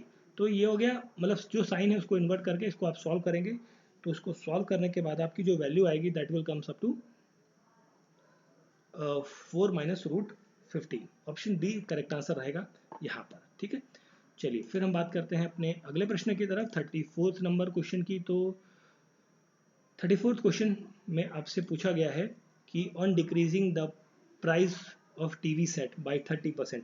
देखिए 30% डिक्रीज कर रहा है, तो मतलब -30 आप कर लीजिए। फिर आपका कह रहा है इंक्रीज कर रहा है उसकी सेल प्लस 20% इंक्रीज भी कर रहा है। What is the effect on revenue receive by the shopkeeper. अब देखिए यहाँ पर जो रेवेन्यू में डिफरेंस की बात कर रहा है ना, डिफरेंस, इफेक्ट का मतलब होता है डिफरेंस। तो डिफरेंस आप निकालोगे कैसे, 30% का क्या हुआ है, डिक्रीमेंट हुआ है, और 20% की सेल बढ़ी है। परसेंटेज में है तो 100 करो, इसको आप सॉल्व करोगे तो दैट इज ये आपका गया 6 आ गया, यहाँ पर आ गया -10, और -10 -6 दैट इज -16, तो -16 आया है। तो -16 का मतलब हो गया डिक्रीज हो गया 16%। ठीक है, इस तरीके से आप इसे सॉल्व कर सकते हैं। नेक्स्ट क्वेश्चन है यहाँ पर आपका नेक्स्ट क्वेश्चन है 35 नंबर क्वेश्चन। तो 35 में पूछा गया है कि the average age group of 4 players is 18.5 years. ठीक है, मतलब 4 प्लेयर्स की जो एवरेज एज है वो है 18.5 ईयर्स। मतलब 4, मतलब इसको आप मल्टीप्लाई करेंगे 4 से तो आपका आंसर आएगा यहाँ पर 74 ईयर्स। ठीक है, एक तो ये वैल्यू आएगी। उसके बाद क्या कहा गया है, if the age of coach is also include. अगर जो एज कोच की आपकी इंक्लूड कर दी जाए तो क्या होगा कि जो एवरेज एज है वो बढ़ जाएगी आपकी 20%। मतलब देखिए पहले क्या एवरेज एज थी, 100% थी, अब वो एवरेज जो 100% एज थी वो बढ़ गई 120%। 120% एवरेज बढ़ गई, तो 120% बढ़ने से क्या होगा, ये वैल्यू 120% जो बढ़ी किसके साथ में, with respect to this value, so 18.5, इसको जब आप सॉल्व आउट करेंगे तो 22 point I think 2 years, 22.2 years आएगा। अब यहाँ पर इस एज के अंदर क्या क्या इंक्लूडेड है, अब यहाँ पर आप निकालोगे टोटल एज। टोटल एज किसकी निकालोगे, स्टूडेंट्स की, मतलब प्लेयर्स की प्लस कोच की। ठीक है, तो मतलब ये हो गया कि 22.5 इंटू, मतलब देखिए 4 तो कोच, 4 आपके क्या थे, प्लेयर्स थे, और एक 5वां कोच है, तो मतलब multiplied by 5 that will comes up to 111 years. ठीक है, तो मतलब ये 5 लोगों की एज हो गई और वो 4 लोगों का ये वाला पार्ट हो गया, तो मतलब अब इसको आप माइनस कर दोगे, 11 माइनस 74, तो यहाँ पर एज आ जाएगी 37 ईयर्स। 37 ईयर्स मतलब option number D is the correct answer. ठीक है, चलिए फिर हम बढ़ते हैं अपने अगले प्रश्न की तरफ। नेक्स्ट क्वेश्चन है हमारा यहाँ, ओके, ये क्वेश्चन है आपका हिंदी का। तो हिंदी में कुछ क्वेश्चंस हैं, उनके भी हम सारे क्वेश्चंस को करेंगे, पूरे छोड़ेंगे एक भी नहीं, है ना। एकल शब्द का विलोम क्या होता है, देखिए एकल शब्द का विलोम होता है बहुल, संयुक्त, विलोम मतलब अपोजिट वर्ड है ना, संयुक्त या बहुसंख्यक। तो यहाँ पर जो लिखा हुआ है बहुल लिखा हुआ है, ऑप्शन ए यहाँ पर करेक्ट आंसर होगा। और क्या लिखा हुआ है, दर्प। दर्प का पर्यायवाची क्या होता है, दर्प का पर्यायवाची जैसे मद, घमंड, दंभ, अहंकार, गर्व या अभिमान, इस तरीके के जो वर्ड्स होते हैं वो क्या होते हैं, पर्यायवाची होते हैं दर्प के। तो यहाँ पर क्या लिखा हुआ है, स्वाभिमान नहीं, अहंकार यहाँ पर करेक्ट आंसर है। मन को हराने वाला, मन को हराने वाला जो वाक्य है, इसके लिए एक शब्द आपको बताना है। तो मन को हराने वाले वाक्य के लिए होता है मनोहर, दैट इज मन को हरने, सॉरी नॉट हारने वाला, हराने वाला दैट इज हरने वाला, मन को हरने वाला। मन को हरने वाला मतलब मन जीत लेने वाला, आपका मतलब क्या होता है ना कि भाई इस बात ने मेरा दिल जीत लिया, ये वाला जो डायलॉग कहते हैं ना, तो वही वाली बात होगी मनोहर। गागर में सागर भरना, मुहावरे का अर्थ लिखिए। तो गागर में सागर भरने का मुहावरा जो है, इसका जो अर्थ है वो क्या होता है, दैट इज थोड़े शब्दों में बड़ी बात कह देना, that is option number B correct answer रहेगा, थोड़े शब्दों में बड़ी बात कह देना। शुद्ध वर्तनी बताना है आपको, तो यहाँ पर जो है महत्वाकांक्षा, सी वाला जो ऑप्शन है वो करेक्टली लिखा हुआ है शुद्ध वर्तनी के टर्म्स में। ठीक है, फिर हम यहाँ पर नेक्स्ट क्वेश्चन है आपका ये 41 से लेके, ये आपका पैराग्राफ बेस्ड है। तो पैराग्राफ बेस्ड है तो पैराग्राफ हम नहीं पढ़ रहे हैं यहाँ पर अभी। तो पैराग्राफ आप यहाँ देख सकते हैं, ये इस तरीके का सॉरी कहाँ गया, पैराग्राफ दिया हुआ है, तो उससे बेस्ड क्वेश्चन है, उनको हम बात करते हैं यहाँ पर। तो यहाँ पर आप देखिए पहला क्वेश्चन है many sided personality means, many sided personality का मीन्स, ये देखिए इसका मतलब क्या है, देखिए इसको आप समझ सकते हैं यहाँ पर, जैसे कि हम थोड़ा सा नीचे चले अगर तो यहाँ पर देखिए मेनी साइडेड पर्सनैलिटी, यहाँ पर आपको लिखा हुआ देखने को मिलेगा Nehru was a many sided personality. ठीक है, मतलब ये हो गया कि मेनी साइडेड पर्सनैलिटी का, कि जो नेहरू हैं वो इंजॉय करते थे, क्या क्या करते थे, रीडिंग करते थे, राइटिंग करते थे, और पॉलिटिकल वर्क भी करते थे, सोशल काम भी करते थे। ठीक है, और बहुत सारे मतलब जो एक्टिविटीज़ हैं उसके अंदर पार्टिसिपेट किया करते थे नेहरू जी। तो इसके बारे में यहाँ पर मेंशन किया गया है। ठीक, तो यहाँ पर क्वेश्चन था, क्वेश्चन में ये कहा गया कि मेनी साइडेड पर्सनैलिटी का मतलब हो गया कि भाई जो है a person with having varied interest, एक ऐसा व्यक्ति जिसका जो इंटरेस्ट है वो बहुत सारी चीज़ों के अंदर है, मैनी थिंग्स के अंदर वो इन्वॉल्व है, इंटरेस्ट है। पंडित नेहरू इंजॉयड, पंडित नेहरू क्या इंजॉय कर रहे थे? देखिए अभी हमने जो 3-4 लाइनें पढ़ी वो क्या इंजॉय कर रहे थे? वो इंजॉय कर रहे थे आपके that is doing all the things as much more, मतलब जितनी भी ज़्यादा चीज़ें उनको मिल जाए, मतलब रीडिंग, राइटिंग, फाइटिंग पॉलिटिक्स या सोशल लेवल्स या रिसाइडिंग ट्रेनरी, तो ये सारी चीज़ें वो क्या कर रहे थे? इन्वॉल्व, इंजॉय कर रहे थे। ठीक है, तो option D is correct answer. Pandit Nehru जो है कौन सी स्टेटमेंट पंडित नेहरू के पॉइंट ऑफ व्यू को रिफ्लेक्ट करती है? तो वो है आपकी यहाँ पर आप देख सकते हैं 43 के लिए, पहले तो आप पैराग्राफ में आ जाए थोड़ा सा। तो 43 की जब हम बात कर रहे हैं तो यहाँ पर आप देख सकते हैं कि 43 में 43 के अंदर यहाँ लिखा हुआ है in him the scientist and the humanist were laid in the perfect balance. ठीक है, तो ये इन चीज़ों के बारे में बात करते थे। ठीक है, साइंटिस्ट और इसके बारे में हम बात कर रहे हैं। तो यहाँ पर आप देख सकते हैं इस क्वेश्चन का करेक्ट आंसर हो जाएगा science and humanism is a subordinate, नहीं sorry, equally important, science and humanism is are equally important, that is option number C यहाँ पर करेक्ट आंसर होगा 43 का। 44 की बात करते हैं, नेक्स्ट क्वेश्चन है हमारा 44, तो उसको थोड़ा नीचे और कर लेते हैं, फिर हम करते हैं इस क्वेश्चन को। 44th क्वेश्चन है, तो 44 में पूछा गया है give synonym of the following famous. देखिए फेमस का सिनोनिम क्या होता है? देखिए फेमस का मतलब ये होता है कि वो व्यक्ति जिसको बहुत सारे लोग जानते हैं, जैसे नरेंद्र मोदी जी, उनको सभी लोग जानते हैं, बहुत सारे लोग जानते हैं। ठीक है, ये मतलब होता है फेमस का। तो फेमस का जो सिनोनिम होगा दैट इज पॉपुलर, जो पॉपुलर है। ठीक है, ऑफुल क्या होता है? मतलब ऑफुल का मतलब होता है कि वेरी बैड, प्लेजेंट या अनप्लेजेंट, जिससे हमें खुशी ना मिले, सुख ना मिले, है ना, वो वाली चीज़ कहलाती है अनप्लेजेंट। पुअर होता है जो इन्फीरियर होता है या बैड क्वालिटी का होता है, इन्फीरियर क्वालिटी स्टैंडर्ड को मैच नहीं करता है, वो कहलाता है आपका पुअर। स्टडी होता है, स्टडी आपका एक तरीके से फिक्स्ड हो गया या सपोर्ट हो गया, बैलेंस्ड हो गया एक तरीके से, वो चीज़ आपकी फिक्स्ड या स्टडी कहलाती है। एंटोनिम्स बताना है आपको ट्रांसपेरेंट का। ट्रांसपेरेंट बहुत ही सिंपल वर्ड है, इसका एंटोनिम क्या होगा? Opaque. Option C is the correct answer. ठीक है, क्वेश्चन नंबर 46 यहाँ पर देखिए ऑर्निथोलॉजिस्ट। ऑर्निथोलॉजिस्ट वो व्यक्ति होता है जो बर्ड्स की स्टडी करता है। ठीक है, सही है। फिर है एंथ्रोपोलॉजिस्ट। एंथ्रोपोलॉजिस्ट वो व्यक्ति होता है जो क्या करता है? जो मैनकाइंड के बारे में स्टडी करता है। ऑप्शन नंबर सी जो है वो क्या होता है? करेक्ट आंसर रहेगा। ठीक है, चलिए फिर हम बढ़ते हैं अपने अगले प्रश्न की तरफ। तो नेक्स्ट क्वेश्चन है हमारा 47 नंबर क्वेश्चन। तो 47 नंबर क्वेश्चन में आपसे पूछा गया है कि आपसे ऑड वन आउट करना है आपको। तो ऑड वन आउट करना है तो देखिए कर्ड, बटर, चीज़, ये सारे मिल्क प्रोडक्ट्स हैं। ऑयल जो है वो मिल्क प्रोडक्ट नहीं है। Option C is correct answer. Next है आपका ये आपको लगाना है, इसमें कोडिंग बतानी है। तो देखिए प्रोडक्शन को इस तरीके से लिखा गया। तो यहाँ पर आप देख सकते हैं कि प्रोडक्शन और ये वाला जो वर्ड है पी के बाद +1, क्यू, आर के बाद -q, देखिए यहाँ पर +1 -1 +1 -1, मतलब इस तरीके की जो है वर्ड्स हैं वो वर्ड्स के साथ आगे पीछे चल रही हैं। तो वही चीज़ आपको यहाँ पर भी बिठानी है। तो मतलब आपका जो वर्ड है ओरिएंटेशन, दैट इज ओरिएंट, मैं सिर्फ इतने वर्ड को ही लेता हूँ अगर जो। तो ओ का प्लस मतलब ओ के बाद क्या आएगा? +1 में पी आएगा, और आर का -1 मतलब क्यू, आई का +1 जे, और ई का ई के साथ क्या लगेगा? दिस इज माइनस हो गया, यहाँ प्लस हो गया, ई के साथ -1 डी। ठीक है, पी क्यू जे डी, पी क्यू जे डी, देखिए पी क्यू जे डी आपका देखिए ए और बी के साथ दोनों में है। चलिए कोई बात नहीं, हम ओरिएंटेशन है ना, तो हम भाई ओरिएंटेशन को पूरा ले लेते हैं, लास्ट वाला टी आई ओ एन भी उठा लेते हैं, है ना। तो यहाँ पर भी +-1 वाला ही कॉन्सेप्ट लग रहा है। लास्ट वाले में +1 लगेगा, तो एन के बाद +1 में क्या आएगा? ओ, तो लास्ट में ओ आ गया, और ओ है, ओ से में आएगा -1, तो -1 मतलब ओ का -1 दैट इज एन।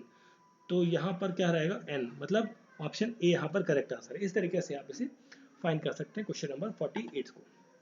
ठीक है, चलिए फिर हम बात करते हैं अपने अगले प्रश्न की। यहाँ पर देख लेते हैं 49 और 50 नंबर क्वेश्चन भी देखते हैं यहाँ पर साथ में। तो यहाँ पर आप देख सकते हैं कि पॉइंटिंग टूवर्ड्स द रीटा। देखिए अब एक व्यक्ति है, ठीक, एक व्यक्ति है जिसका नाम है निखिल। निखिल, ठीक है, निखिल ने पॉइंट किया, वही उंगली दिखाई किसकी तरफ? रीटा की तरफ, और ये कहा कि I am the only son, only son, मैं इकलौता बेटा हूँ तुम्हारी मदर मतलब only son of her mother's son, मतलब रीता की मदर, यहाँ पर क्या होगी, रीता की मदर, रीता की मदर, ठीक है। रीता की मदर का कोई एक होगा, कौन, सन, है ना, सन मतलब बेटा होगा उनका कोई, उस बेटे का मैं इकलौता बेटा हूँ, है ना। तो ये कहानी यहाँ पर बन रही है, सन। तो रीता का और निखिल का क्या रिलेशन है, यहाँ पर रिलेशन बनेगा आंट का, आंटी है ये, ठीक है, ant. Next question, if the 25th of August in the year is Thursday then number of the Mondays in the month, आपको बताना है, ठीक है। अब देखिए 25th of August is the Thursday, तो थर्सडे को 25 तारीख है, दिस इज थर्सडे। 26 को क्या होगा, सिंपली आप इसको ऐसे ले सकते हैं, ज़्यादा लगाने की जरूरत नहीं है, 26, 27, 28 और देन 29 कर लीजिए।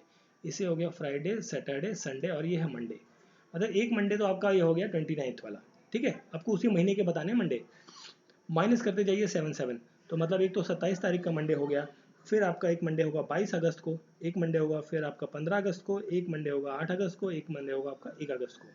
तो ये 4 मंडे, ये 5 ये मंडे, 5 मंडे होंगे आपके, ऑप्शन सी करेक्ट आंसर होगा यहाँ पे। इस तरीके से आप इस टाइप के क्वेश्चन को बहुत ही आसानी से कर सकते हैं, ठीक है। चलिए फिर हम बात करते हैं यहाँ पर 51 नंबर क्वेश्चन की। तो 51 नंबर क्वेश्चन में पूछा गया है कि in which of the following cities light house project is not implemented. Light house project जो है, जो इम्प्लीमेंट नहीं होता वो, देखिए लाइट हाउस प्रोजेक्ट जो है आपका कहाँ कहाँ देखने को मिलता है, पहले तो आपको ये पता होना चाहिए। ये आपको देखने को मिलेगा, देर इज़ अगरतला के अंदर, अगरतला त्रिपुरा के अंदर है, रांची झारखंड के अंदर, आपका लखनऊ के अंदर देखने को मिलेगा, उत्तर प्रदेश इंदौर के अंदर देखने को मिलेगा, राजकोट, चेन्नई, इन सभी जगहों पे देखने को मिलता है लाइट हाउस प्रोजेक्ट, जो कि आता है ग्लोबल हाउसिंग टेक्नोलॉजी चैलेंजेस के तहत। और यहाँ पर जो नहीं मैच्ड है दैट इज़ पटना, पटना के अंदर ये चीज़ नहीं है, Patna is the capital of Bihar. Next question, which Indian telecom company is the world 5th strongest brand. तो ये है आपकी Reliance Jio, option A is the correct answer. Current affair का क्वेश्चन है तो इसमें ज़्यादा हम डिस्कस नहीं कर रहे हैं, डायरेक्टली सॉरी आंसर की बात कर रहे हैं। नेक्स्ट क्वेश्चन है 53 question number, BOLD that is bamboo oasis on land in drought परियोजना जो है ये किस भारत के किस राज्य में शुरू हुई थी, ये शुरू हुई थी आपकी कहाँ पर, this has been started in basically Rajasthan, Rajasthan की कहाँ पर, सॉरी राजस्थान के अंदर जो उदयपुर नाम की जगह है, उदयपुर, ठीक है, वहाँ पर शुरू हुई थी राजस्थान के अंदर। और ये शुरू किया था बेसिकली KVIC मतलब khadi and village industrial corporation, उसके द्वारा ये शुरू किया गया है, ठीक है। चलिए फिर हम बात करते हैं आगे नेक्स्ट क्वेश्चन की। तो क्वेश्चन नंबर हमारा 54 है। तो यहाँ पूछा गया है कि which is the first country to get free कोविड-19 vaccine through the COVAX scheme United Nation के द्वारा। तो that is the Ghana is the correct answer, option number A is the correct answer, ठीक है। क्वेश्चन का correct answer है option number A, ठीक है। चलिए फिर हम बात करते हैं अपने अगले प्रश्न की। तो नेक्स्ट क्वेश्चन है हमारा 55 नंबर क्वेश्चन। यहाँ पर आपसे पूछा गया है कि who is the second Indian born American women to astronaut to the fly, that is Sirisha Mandla, ठीक है, Bandla, option A is the correct answer. इससे पहले जो है कल्पना चावला जा चुकी हैं, उसके बाद ये सेकेंड भारतीय वुमेन है जो अमेरिका में रहती हैं, ठीक है। नेक्स्ट क्वेश्चन 56 है, name the Indian wrestler who get 2 year ban for doping recently. किसको, करंट अफेयर का क्वेश्चन है, डोपिंग के लिए किसको बैन किया गया है, that is Sumit Malik, that is option B is the correct answer है यहाँ पर। 57 की जब हम बात करते हैं क्वेश्चन की, तो 57 क्वेश्चन नंबर में आपसे पूछा गया है 57 में कि भाई which of the following sorry which state in India is the first state to implement the end to end e cabinet system. तो ये शुरू किया गया है किसके द्वारा, that is related with the Himachal Pradesh, ठीक है, that is option number B is the correct answer, ठीक है। और ये लॉन्च हुआ था 5 सितंबर 2021 को, नॉट सितंबर, दैट इज 5 फरवरी, 5 फरवरी को ये शुरू हुआ था, ठीक है। Which Indian minister recently launched the UDIC ISE Plus for 2019 and 2020? तो ये शुरू किया गया था union minister of education Ramesh Pokhriyal के द्वारा, ठीक है, पुराना क्वेश्चन है, तो that is education minister, ministry of education के द्वारा ये शुरू किया गया था। चलिए फिर हम बात कर लेते हैं, यहाँ पर हमारा 59 नंबर क्वेश्चन है कि यहाँ पूछा गया कि smartphone maker Vivo appointed which cricketer as a brand ambassador.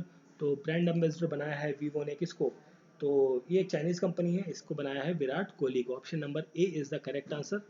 फिर हम बात करें अगर तो यहाँ पर नेक्स्ट क्वेश्चन की, यहाँ पर आप देख सकते हैं 60th नंबर क्वेश्चन।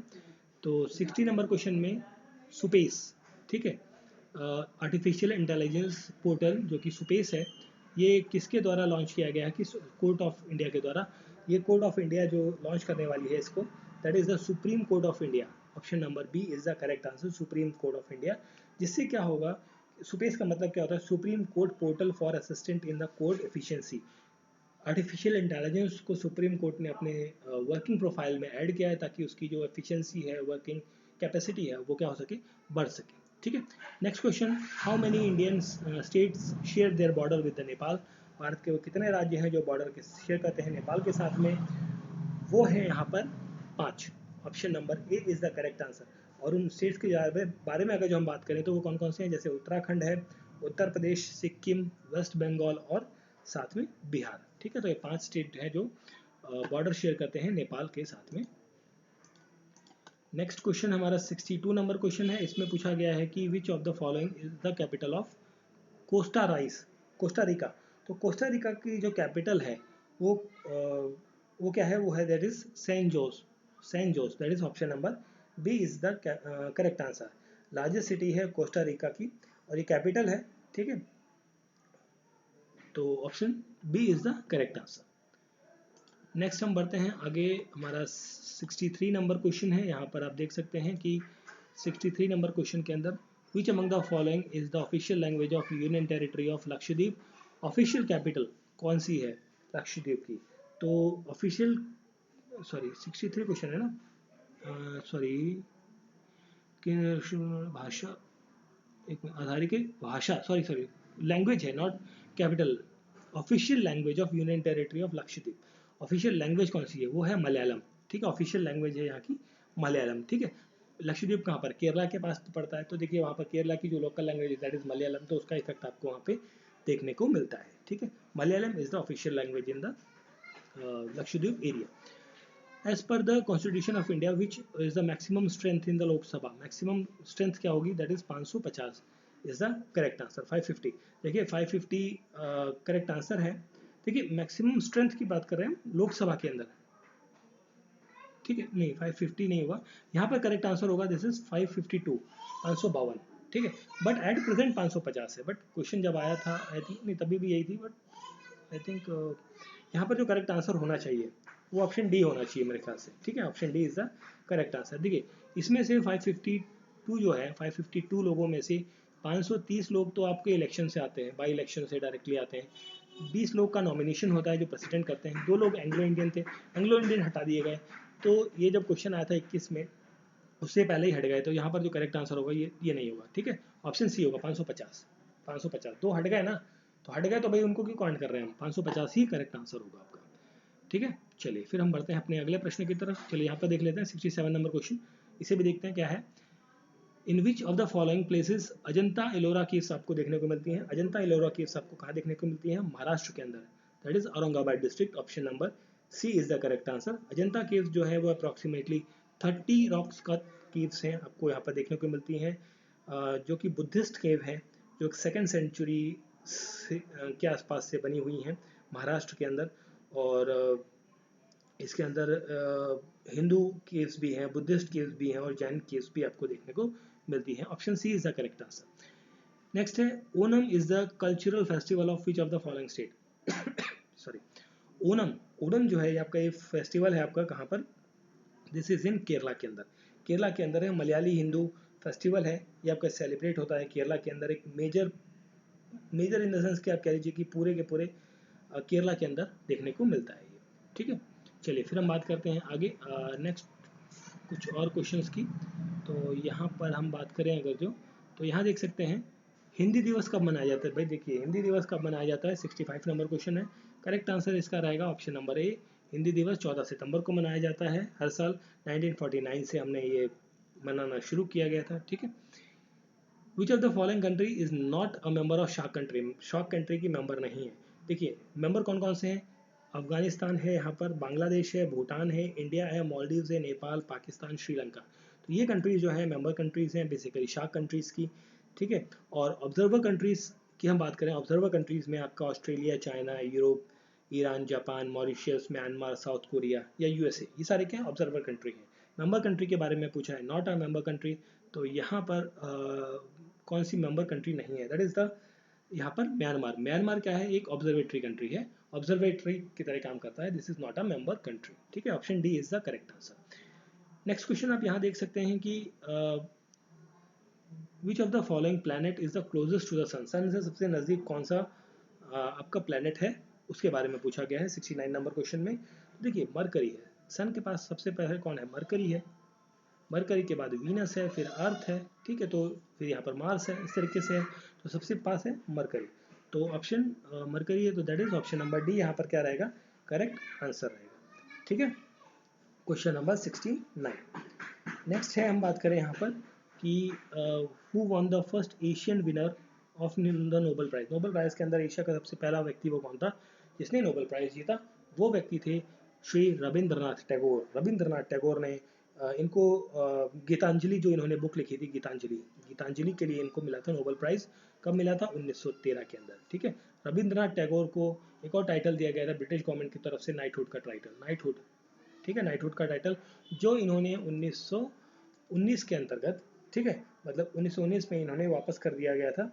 ठीक है, ताकि जो एक जलियांवाला बाग मैस्करेड हुआ था उसके विरोध में इन्होंने वो अपना टाइटल वापस कर दिया था।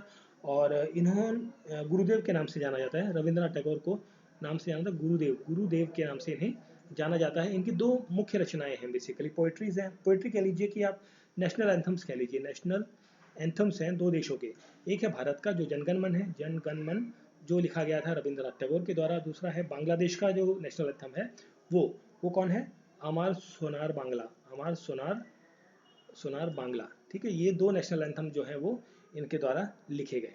ठीक है, 70th question is the correct answer is option number सी।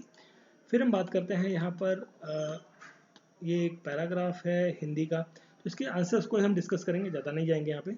70 का जो करेक्ट आंसर है, 71 का, विश्व में शांति क्यों आवश्यक है मानव जाति के विकास के लिए, ऑप्शन ए यहाँ पर क्या रहेगा, करेक्ट आंसर है यहाँ पर 71 नंबर क्वेश्चन का। ठीक है, फिर 72 नंबर क्वेश्चन की जब हम बात करते हैं तो 72 नंबर क्वेश्चन में पूछा गया कि विश्व शांति की स्थापना के लिए सबसे आवश्यक क्या है, तो यहाँ पर जो सबसे आवश्यक है अहिंसा और प्रेम, option number C, B is the correct answer. कठोर से कठोर हृदय को भी कोमल बनाया जा सकता है, किसके तहत, ये बनाया जा सकता है अहिंसा के द्वारा। ठीक है, प्यार से, अहिंसा से कठोर से कठोर हृदय को आप क्या बना सकते हैं, मुलायम बना सकते हैं। ठीक है, तो ये सिंपल क्वेश्चन से, पैराग्राफ नहीं भी पढ़ते तो भी आप आसानी से कर सकते थे, बट पढ़ना ज़रूरी है कि भाई टॉपिक क्या है ये तो पता हो, है ना। किसी भी राष्ट्र को स्वर्णिम युग के रूप के मुख्य तत्व क्या है, तो यहाँ पर 74 का करेक्ट आंसर होगा, दैट इज शांति, सुख और संरचनात्मक कार्य, option D is the correct answer.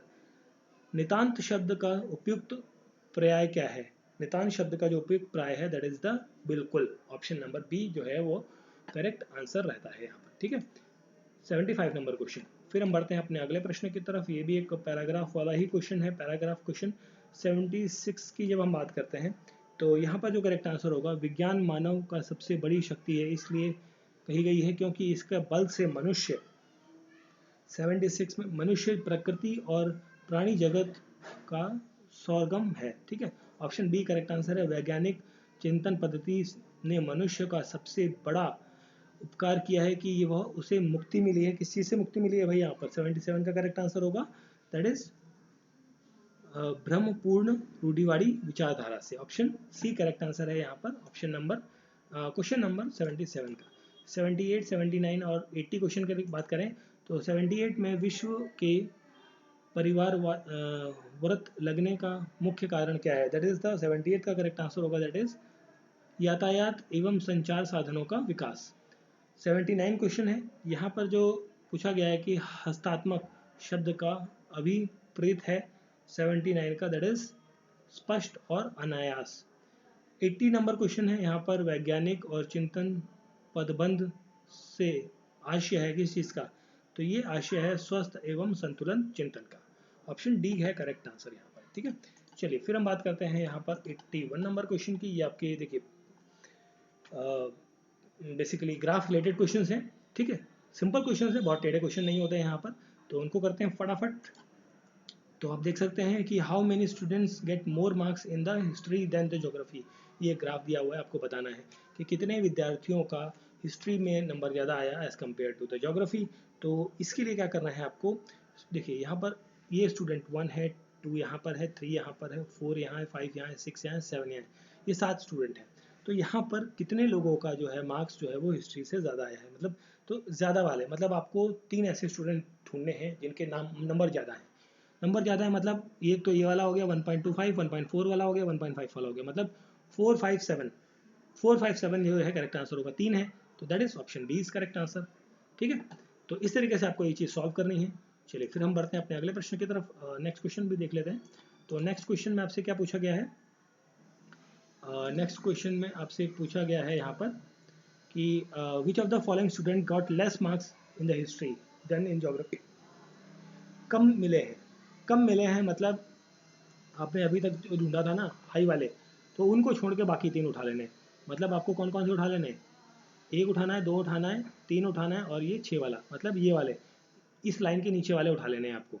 तो मतलब 1 2 1 2 3 एंड 6, 1 2 3 एंड 6, मतलब आपको ये 4 स्टूडेंट्स आपको मिले हैं। ठीक है, तो यहाँ क्वेश्चन पर आते हैं। अगर जो हम बात करें तो क्वेश्चन में आप कह सकते हैं यहाँ पर क्या था, 1 2 3 6, 1 2 3 6 दैट इज, है ना, 1 2 3 6 that is option number B correct answer है यहाँ पे। ठीक है, चलिए फिर हम बात कर लेते हैं आगे। हमारा जो ये वाला पार्ट, सॉरी ये क्वेश्चन है आपका यहाँ पर 83 नंबर क्वेश्चन। ठीक है, तो यहाँ पूछा गया है कि भाई जो है आपका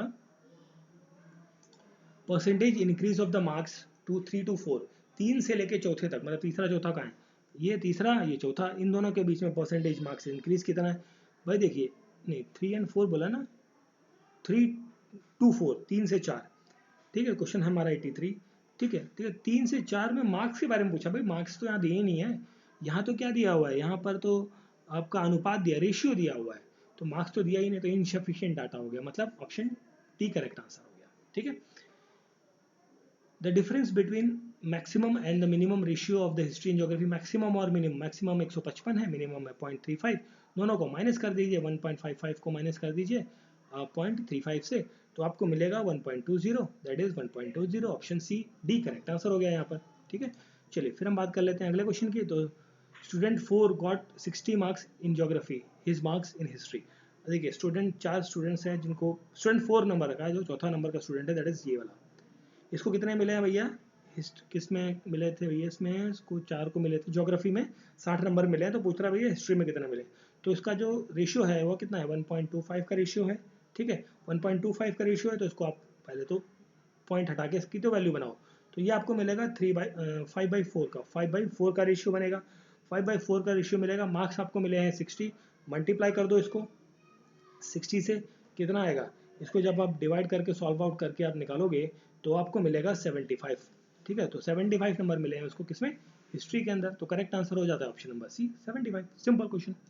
चलिए फिर हम बढ़ते हैं अपने अगले प्रश्न की तरफ। तो नेक्स्ट क्वेश्चन है हमारा यहाँ पर, ये भी एक ग्राफ क्वेश्चन है, तो यहाँ पर आप ग्राफ में देख सकते हैं। तो देखिए maximum rise in the production of raw wool, देखिए रॉ वूल का प्रोडक्शन है, आपको बताया है प्रीवियस ईयर्स में सबसे ज़्यादा रॉ वूल का प्रोडक्शन जो है वो किस में देखने को मिलता है, ये पूछा गया है। तो ये आपको देखिए सबसे ज़्यादा राइज है ना, तो ये आपको देखने को मिलेगा सबसे ज़्यादा राइज कहाँ हुआ है। देखिए अब राइज कैसे आप ढूंढोगे, ये भी एक थोड़ा सा कॉम्प्लिकेटेड चीज़ हो जाती है। देखिए सबसे ज़्यादा जो टावर चढ़ा हुआ ये नहीं है राइज है, सबसे ज़्यादा राइज जो है आप पिछले वाले से कंपेयर करोगे, मतलब ये हो गया कि भाई 13-14 में जो था उसके हिसाब से 14-15 में कितना बढ़ा, फिर 14-15 के हिसाब से 16 में कितना बढ़ा, मतलब 16-17 के हिसाब से 17-18 में कितना बढ़ा।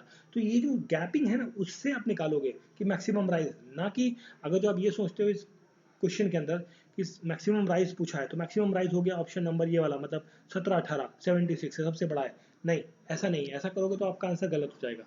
ठीक है, आपको लगेगा आंसर सही है बट आंसर इज रॉन्ग, तो इस चीज़ को आपको ध्यान रखना है। यहाँ पर क्या होगा, देखिए मैक्सिमम राइज, देखिए ये फॉल वाला आइटम है, मैक्सिमम नहीं, 51 53 है, 53 to 65, इसमें जो राइज हुआ, राइज कितना हुआ यहाँ पर आपको देखने को मिलेगा, राइज कितने का, आई थिंक 13 का, 12 का राइज, 12 का 12 12 पॉइंट का राइज आपको देखने को मिलता है 15-16 और इनके बीच में, मतलब ये राइज 13 का, ठीक है। 76 से ये आपका है 65, तो यहाँ पर आपको राइज देखने को मिलेगा कितने का, 11 का, है ना। तो ये 11 का राइज, तो भाई जाहिर सी बात है ना, सबसे ज़्यादा आपको राइज कहाँ देखने को मिलेगा, इस वाले पॉइंट पे, मतलब 16-17 में। तो 16-17 that is option number C is correct answer, ठीक है। यहाँ पर देखिए 16-17 से 18-17, 17-18 के बीच में राइज हुआ है, बट 11 पॉइंट्स का हुआ है, यहाँ पर 12 पॉइंट्स का हुआ है, तो मैक्सिमम राइज कहाँ हुआ है, 16-17 के अंदर, ठीक है। इस चीज़ को ऐसे करना है। चलिए फिर हम बढ़ते हैं अपने अगले प्रश्न की तरफ। तो हमारा जो नेक्स्ट क्वेश्चन है यहाँ पर, during the last 4 years the production of raw wool increases by percentage in the first 4, okay, ठीक है। चलिए देखिए इसमें क्या आपसे पूछा गया है, आप इसको आप थोड़ा सा ऊपर ही डायग्राम पे आते हैं, फिर हम करते हैं इसको साथ में। तो देखिए इसमें आपसे पूछा गया है कि आपको फर्स्ट 4, मतलब ये वाला इधर के 4 और इधर के 4, इन दोनों को क्या कर देना है, आपको सेपरेट आउट कर देना है। मतलब फर्स्ट 4 इन चारों का आपको ऐड कर देना है, इसको ऐड करना है, इसको ऐड करना है, सबको ऐड कर देना है। जब सबको ऐड करोगे मिलेगा 225, लास्ट के चारों को ऐड करोगे मिलेगा 275, दोनों को कर दो माइनस, डिफरेंस आएगा कितना, डिफरेंस आएगा आपका सॉरी 75 और 25, मतलब 50 का डिफरेंस आएगा, 50 का डिफरेंस आएगा, इसको आप परसेंटेज में बना लो, upon 100 into sorry upon 225, upon 225, base क्या हो गया 225 है ना, अब इंटू 100। तो जब इसको आप फ्रैक्शन में आएगा आपका वैल्यू, तो 22.2 आएगा, 22.2 की वैल्यू आएगी। तो 22.2 की वैल्यू है, तो हमारा जो क्वेश्चन है, क्वेश्चन का करेक्ट आंसर हो जाता है ऑप्शन नंबर क्या, बी, 22.2, ठीक है। Average production during the 8, average production पूछा है भैया, तो जितने भी वैल्यूज थी ना वो वहाँ पर, ठीक है। मैं आपको वापस नहीं ले जा रहा हूँ वहाँ पे, थोड़ा सा नीचे चलो देख ही लेते हैं। एवरेज प्रोडक्शन मतलब जितने भी ये वैल्यूज हैं सबको ऐड कर देना है, ठीक है। तो एवरेज प्रोडक्शन आपसे पूछा है यहाँ पर, तो सबको ऐड करेंगे, मतलब आपको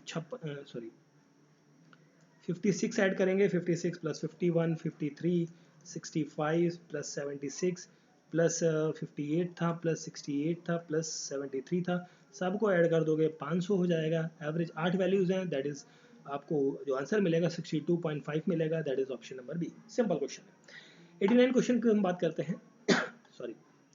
तो 89 नंबर क्वेश्चन में आपसे पूछा गया कि the maximum percentage decrease production over the previous year. देखिए आपने सबसे पहले क्वेश्चन में करा था इंक्रीज का, अब यहाँ पर पूछा गया है डिक्रीज का।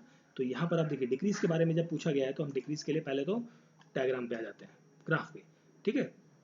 तो डिक्रीज पूछा है, तो डिक्रीज के बारे में हम देखते हैं पहले तो मैक्सिमम डिक्रीज आपको कहाँ देखने को मिल रहा है, देखिए maximum decrease, percentage decrease in the, देखने आपको है ना।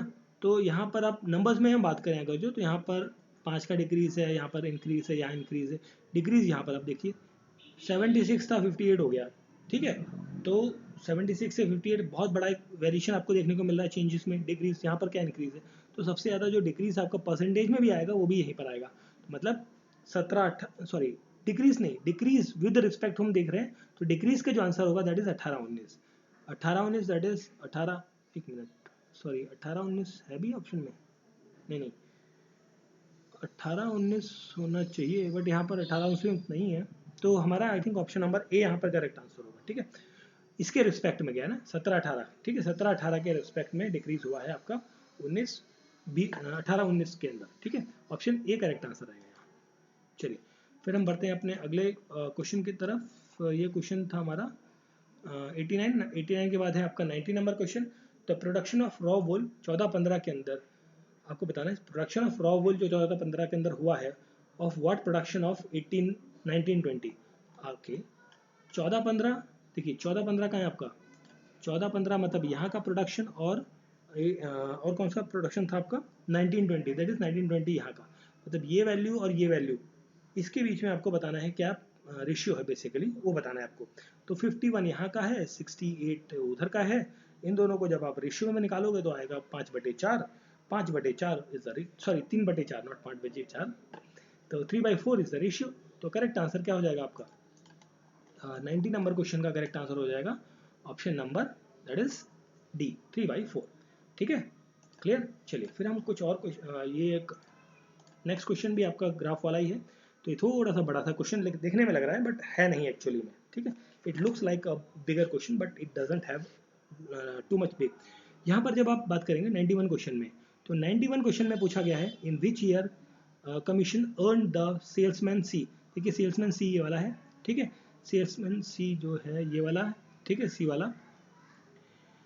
Show the highest increase in the preceding year. किस साल के अंदर, देखिए यहाँ पर अगर जो हम बात करें तो यहाँ पर सेल्समैन सी जो है उसने किस साल के, मतलब 15, 16, 17, 18, 19, 20, इन किस सालों में सबसे ज़्यादा सेल का जो हाईएस्ट कमीशन उसका रहा है उसके बारे में आपको बताना है यहाँ पर। तो यहाँ पर अगर जो हम इंक्रीमेंट देख रहे हैं ना किसके रेफरेंस में, तो यहाँ पर देखिए 16, 15 की तो बात नहीं करेंगे, हम बात करेंगे 16 से। क्यों? क्योंकि जब इसको और इसको माइनस करोगे तभी तो आपको मिलेगा भाई 15 से 16 में इंक्रीमेंट कितना हुआ है ना। तो आप 15 से 16 मतलब आपको माइनस क्या करना है, 27800 है, माइनस कर देना है आपको 26200, जो भी वैल्यू आएगी वो उसके बाद फिर आपको क्या करना है, इस वैल्यू को इससे माइनस करेंगे, फिर इस वैल्यू को इससे माइनस करेंगे, इस वैल्यू को इससे माइनस करेंगे। इस तरीके से आप जब माइनस करेंगे सारी वैल्यूज़ को तो आपको देखने को मिलेगा कि हाईएस्ट पूछा था, सबसे ज़्यादा जो वैल्यू आपको मिलेगी वो लगभग 1080 के आसपास या 1000 के आसपास आपको जो वैल्यू मिलेगी वो मिलेगी इसी वाले पॉइंट में, मतलब 2016 के अंदर इंक्रीमेंट मिला है। बाकियों में एज कम्पेयर टू आपका 500 रुपये, 900 रुपये, 300 रुपये इस तरीके का इंक्रीमेंट या रुपये इन द सेंस की इन द पॉइंट्स में आपको ये मिला है। तो सबसे ज़्यादा हाईएस्ट पूछा है तो 2016 के अंदर इंक्रीमेंट हुआ है, सिंपल क्वेश्चन, ठीक है। चलिए फिर हम बात करते हैं यहाँ पर आगे नेक्स्ट क्वेश्चन की। तो नेक्स्ट क्वेश्चन है हमारा यहाँ पर, देख सकते हैं इन विच ईयर 2018 कमीशन। देखिए इस क्वेश्चन के अंदर अगर जो हम बात करें तो सेल्समैन ए और सॉरी 92 है ना क्वेश्चन नंबर, ओके। इन पूछा गया इन 2018 के अंदर the commission of B was approximately what percentage of total earning of the all salesman. 2018 के अंदर बी का जो जिसने उसने कमाया उसके कंपैरेटिव विद द अदर्स की बात करें तो उसकी बात कर रहे हैं। तो यहाँ पर जो बी ने जितना अर्न किया वो था आपका 28,000 और टोटल जो था 146960, ठीक है। इसको आप 100 से मल्टीप्लाई कर दीजिए, जो भी वैल्यू आएगी दैट ये आएगी आपके लगभग 19.05 के आसपास। ऑप्शन ए करेक्ट आंसर है, ठीक है। नेक्स्ट है which salesman commission in 2018 shows the highest increase in that of 15। मतलब आपको क्या करना है, 2018 की जो वैल्यूज़ हैं उसको माइनस कर देना है 2015 से, तो सबको आपको कंपैरेटिव करना है, आपको कंपैरेटिव करेंगे तो सी की जो वैल्यू है आपको सबसे ज़्यादा देखने को मिलेगी, that is option C is correct answer है, ठीक है। सिंपल क्वेश्चन है, मैथमेटिक्स से प्लस माइनस सिंपल है, बहुत ज़्यादा कोई कॉम्प्लिकेटेड नहीं है यहाँ पर, बट ये है कि शांति से पेशेंसली आपको ये सॉल्व करने हैं। नेक्स्ट क्वेश्चन है यहाँ पर आप देख सकते हैं कि in which of the following year was the difference between the highest और lowest commission earned by the salesman maximum। किस साल में जो highest और lowest है आपका देखने को मिलता है वो। तो देखिए अगर जो हम यहाँ पर बात करें 2000, देखिए जो ऑप्शंस हैं उनको हम पकड़ते हैं, हम 16, 15, 14 नहीं करेंगे, जो ऑप्शंस यहाँ पर दिए गए उनको पकड़ते हैं। 2017 को हम शुरू करते हैं, 2017। चलिए क्वेश्चन पर डायग्राम उठा लेते हैं पहले, तो वहाँ से हमको थोड़ा सा और ज़्यादा क्लियर हो जाएगा। तो यहाँ पर आप देखिए 2017 की हम बात करते हैं, ठीक है, 2017। तो 2017 को उसको कैसे निकालेंगे, इसमें देखिए सबसे ज़्यादा जो हाईएस्ट है 2980 होगा, 2980, मतलब ये डी को आप माइनस करोगे किसके साथ, this will be minus with the highest को लोवेस्ट से माइनस कर दो, ठीक है। जो वैल्यू आएगी इसे ये आएगी आपकी लगभग 4600। फिर 18 में वही काम करो, 18 में क्या है आपकी 30,060 एक वैल्यू है, दूसरी है 28,000 सबसे छोटी, दैट इज़ ये वाली। इसको जब माइनस करोगे आएगा 2060। फिर वही काम आपको करना है कहाँ पर 19 में। 19 में क्या वैल्यू है 2980 है आपकी, और सबसे लोवेस्ट कौन सी है 24,600। तो इसको जब आप माइनस करोगे तो 5200 मिलेगी। और यहाँ पर हम बात करें तो 32,000 आपकी मैक्सिमम है, 32,000 में से आप माइनस करोगे सबसे छोटी दैट इज 27,000, आपको मिलेगा 5,200, सॉरी नॉट 5,000, 5,200 उतर गया, 5,000 मिलेगा यहाँ पर, ठीक है। तो अब आपको निकालना क्या था, आपको निकालना था maximum, maximum in which year. तो मैक्सिमम आपको मिला 52,000, 52,000 का मिला 2019 के अंदर, सिंपल, ठीक है। तो इस तरीके से आपको ये सॉल्व करना है। आपका क्वेश्चन नंबर था ये वाला 94 नंबर क्वेश्चन, ठीक है। फिर हम बात करते हैं 95 नंबर क्वेश्चन की। यहाँ पर क्या होगा 2019, ठीक है, option C is correct answer. Next question है इन 2019 के अंदर commission carried by the salesman D is approximately what percentage of A. ठीक है, तो आपको परसेंटेज निकालना है। तो मतलब डी की जो वैल्यू थी वो थी 29800, ए की वैल्यू थी 24600। ठीक है, अब इनका आप जब रेशियो निकालोगे तो मतलब अपॉन कर दो, इंटू 100 कर दो, तो आएगा 121.13%। ठीक है, तो ये तो इतना बढ़ गया है ना, इतना बढ़त आपको देखने को मिलती है। तो यहाँ पर डी में तो भाई कोई है ही नहीं भाई, 18 12 21 है, तो करेक्ट आंसर हो जाता है ऑप्शन नंबर डी। ठीक है, चलिए फिर हम बात करते हैं 96 क्वेश्चन नंबर की। तो 96 में आपसे यहाँ पर देखिए, ये आपका टेबल है। ठीक है, ये टेबल है आपका। तो यहाँ पर मैं आपको डायरेक्टली आंसर बता रहा हूँ, बहुत ज़्यादा नहीं बता रहा मैं आपको। आप सिंपली कर सकते हैं, in which of the following month of this particular average number of open account to be maximum. तो ये आपको देखने को मिलते हैं। देखिए, अच्छा चलिए बता ही देते हैं, कर ही लेते हैं थोड़ा सा, है ना। तो कर लें या नहीं करें बताइए। तो मेरे ख्याल से चलो कर ही लेते हैं, 96 क्वेश्चन है। तो यहाँ पर देखिए, आपको बताना है कि average number of open account maximum आपको कितने हैं यहाँ पर। ठीक है, तो यहाँ पर आप जब नीचे जाते हैं, ठीक है, तो आप इसे थोड़ा सा साफ कर लेते हैं, फिर हम लिखते हैं। चलिए, तो यहाँ पर देखिए, मई के महीने में हम बात करें तो मई के महीने में इन सब का क्या करो, एवरेज कर लो। एवरेज आएगा मतलब टोटल आएगा, ये आएगा आपका लगभग 112, और 112/4 मतलब 28 आएगा। इसको आप टोटल करोगे और एवरेज निकालोगे तो आपको मिलेगा जून का 33.25, इसका वैल्यू मिलेगा आपको दैट इज़ 40.5, और अगस्त का मिलेगा आपको दैट इज़ 45, और सितंबर की वैल्यू आपको मिलेगी इन सबको ऐड करके और इनका एवरेज निकाल के दैट इज़ 50। ठीक है, आपको क्या निकालना था, कितना मैक्सिमम है आपका, या आप किस महीने में है। तो मैक्सिमम वाला जो आइटम है आपको कहाँ मिल गया, ये मिल गया आपका, नहीं सॉरी, यहाँ पर जो एक सेकंड, ये चीज़ें हो गई। अब हम आते हैं क्वेश्चन पे, क्वेश्चन देख लेते हैं पहले, है ना, तो गड़बड़ हो जाएगा, ऊपर नीचे हो जाता है ना थोड़ा। ठीक है, तो किस महीने में सबसे ज़्यादा आपको देखने को मिला है, तो किस महीने में मिला था भैया। ठीक है, तो वो मिला था आपका दैट इज़ इन सितंबर। सितंबर में मिला था ना 50, एवरेज मिला था 50 का सितंबर के अंदर। तो ऑप्शन बी करेक्ट आंसर हो गया। Number of accounts open in August is approximately what percentage more than और less than the number of accounts open in the June. तो वही चीज़ आपको करनी है। तो यहाँ पर जो करेक्ट आंसर होगा वो होगा 35.3%। ठीक है, चलिए फिर हम बात करते हैं यहाँ पर हमारा 98 99, ये 3 क्वेश्चन और बचे हुए हैं पूरे पेपर के, पूरा कंप्लीटली हमारा सॉल्व हो चुका है। ठीक है, तो 98 क्वेश्चन में पूछा गया है कि which of the following what is the ratio of the number of accounts open in the Angel to that of the open in Zerodha from the May to September. Angel that is ये और zero that is ये। ठीक है, तो इसके बीच में आपको निकालना है 98 नंबर क्वेश्चन। आप क्या करेंगे, मई टू सितंबर इन सभी वैल्यूज़ को आप क्या कर दीजिए, जोड़ दीजिए, तो आपको मिलेगी, सॉरी हम क्या कर रहे हैं, एक मिनट थोड़ा, सॉरी ये वाला नहीं, ये वाली वैल्यूज़, जस्ट मिनट थोड़ा इसको मिटा देते हैं। ओके, एंजल और जीरो, एंजल की सारी वैल्यूज़ को आप जोड़ दीजिए। वैल्यू क्या आएंगी, सबको जोड़ के 208 आएंगी, और ये जीरोथा वाली जो है इसको जो टोटल करेंगे तो आपको वैल्यू मिलेगी 200 की। ये दोनों वैल्यू मिल गई 208/200, इनको डिवाइड करिए, आएगा 26/25। तो 26/25 दैट इज़ 1.04। 1.04 है कहीं ऑप्शन में, that is option D is correct answer, simple. फिर हम बात करते हैं यहाँ पर कि in which of the following share broker the average number of accounts open the maximum. तो किसके मैक्सिममली ओपन हुए, देखिए एवरेज आप निकालिए एंजल के, क्या आएगा 37.6। मतलब एवरेज कैसे निकालना है भाई, वो तो पता ही होगा ना, इन सबको जोड़ देना है और जितने नंबर है मतलब 5 टर्म है, 5 महीने, 5 से डिवाइड कर देना है। इसका टोटल, चलो टोटल भी इसका लिख देता हूँ मैं, टोटल होगा आपका इसका 188/5। ठीक है, इसका टोटल होगा आपका दैट इज़ 147/5। सो इसका जो एवरेज आएगा वो आएगा 29.4।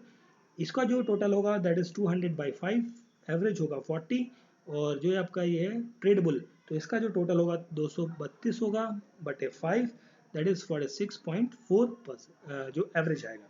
ठीक है, तो यहाँ पर क्या पूछा था भाई, सवाल में क्या था भाई, मैक्सिमम, है ना। तो मैक्सिमम किसका है भाई, देखो मैक्सिमम किसका है, लास्ट वाले का, tradable. Tradable that is option C correct answer हो गया यहाँ पर। ठीक है, ऑप्शन सी ट्रेडेबल, क्लियर। चलिए फिर हमारा लास्ट क्वेश्चन है, उसे भी देख लेते हैं फटाफट। तो लास्ट क्वेश्चन में आप यहाँ देख सकते हैं, the average number of accounts open in tradable is approximately what percentage of more और less the average number of account in the, देखिए ट्रेड बुल के अंदर एवरेज, और दूसरा था आपका कौन सा, ये है हमारे शेर खान वाला ट्रेड बुल, इन दोनों के अंदर जो एवरेज का जो डिफरेंस है उसका आपको निकालना है। मतलब देखिए ट्रेड बुल का जो था एवरेज 46.4 था, और जो शेर खान था इसका था 29.4 अपॉन 29.4 इंटू 100। अब सिंपली आप इसको सॉल्व करेंगे तो आपको मिलेगा 57.82। तो 57.82 that is option number A is the correct answer. ठीक है, तो ये सारे क्वेश्चन हमने कर लिए हैं, और जैसा कि मैंने आपसे कहा था कि भाई 2 घंटे मोटा मोटा लगेंगे, बट हमारा सॉल्यूशन थोड़ा जल्दी हो गया, कोई बात नहीं, क्या फ़र्क पड़ता है ना, क्योंकि पहले से सॉल्व किया हुआ है और कर रखा है आप लोगों ने, तो थोड़ा टाइम बच गया। तो आई होप सो ये वीडियो जो था हमारा, ये पेपर था बेसिकली कौन सा, यूपी ट्रिपल एससी पेट 2021 का जो पेपर हुआ था आपका लास्ट ईयर, उसका सेट ए था। सेट ए का जो सॉल्यूशन है विद डिटेल एक्सप्लेनेशन, मैंने जितने भी क्वेश्चंस थे, मतलब खासतौर पे जो जीएस वाले क्वेश्चंस थे और जो मैथमेटिक्स के क्वेश्चन थे, उन सबको प्रॉपर्ली सॉल्व करके आपके सामने रखा है।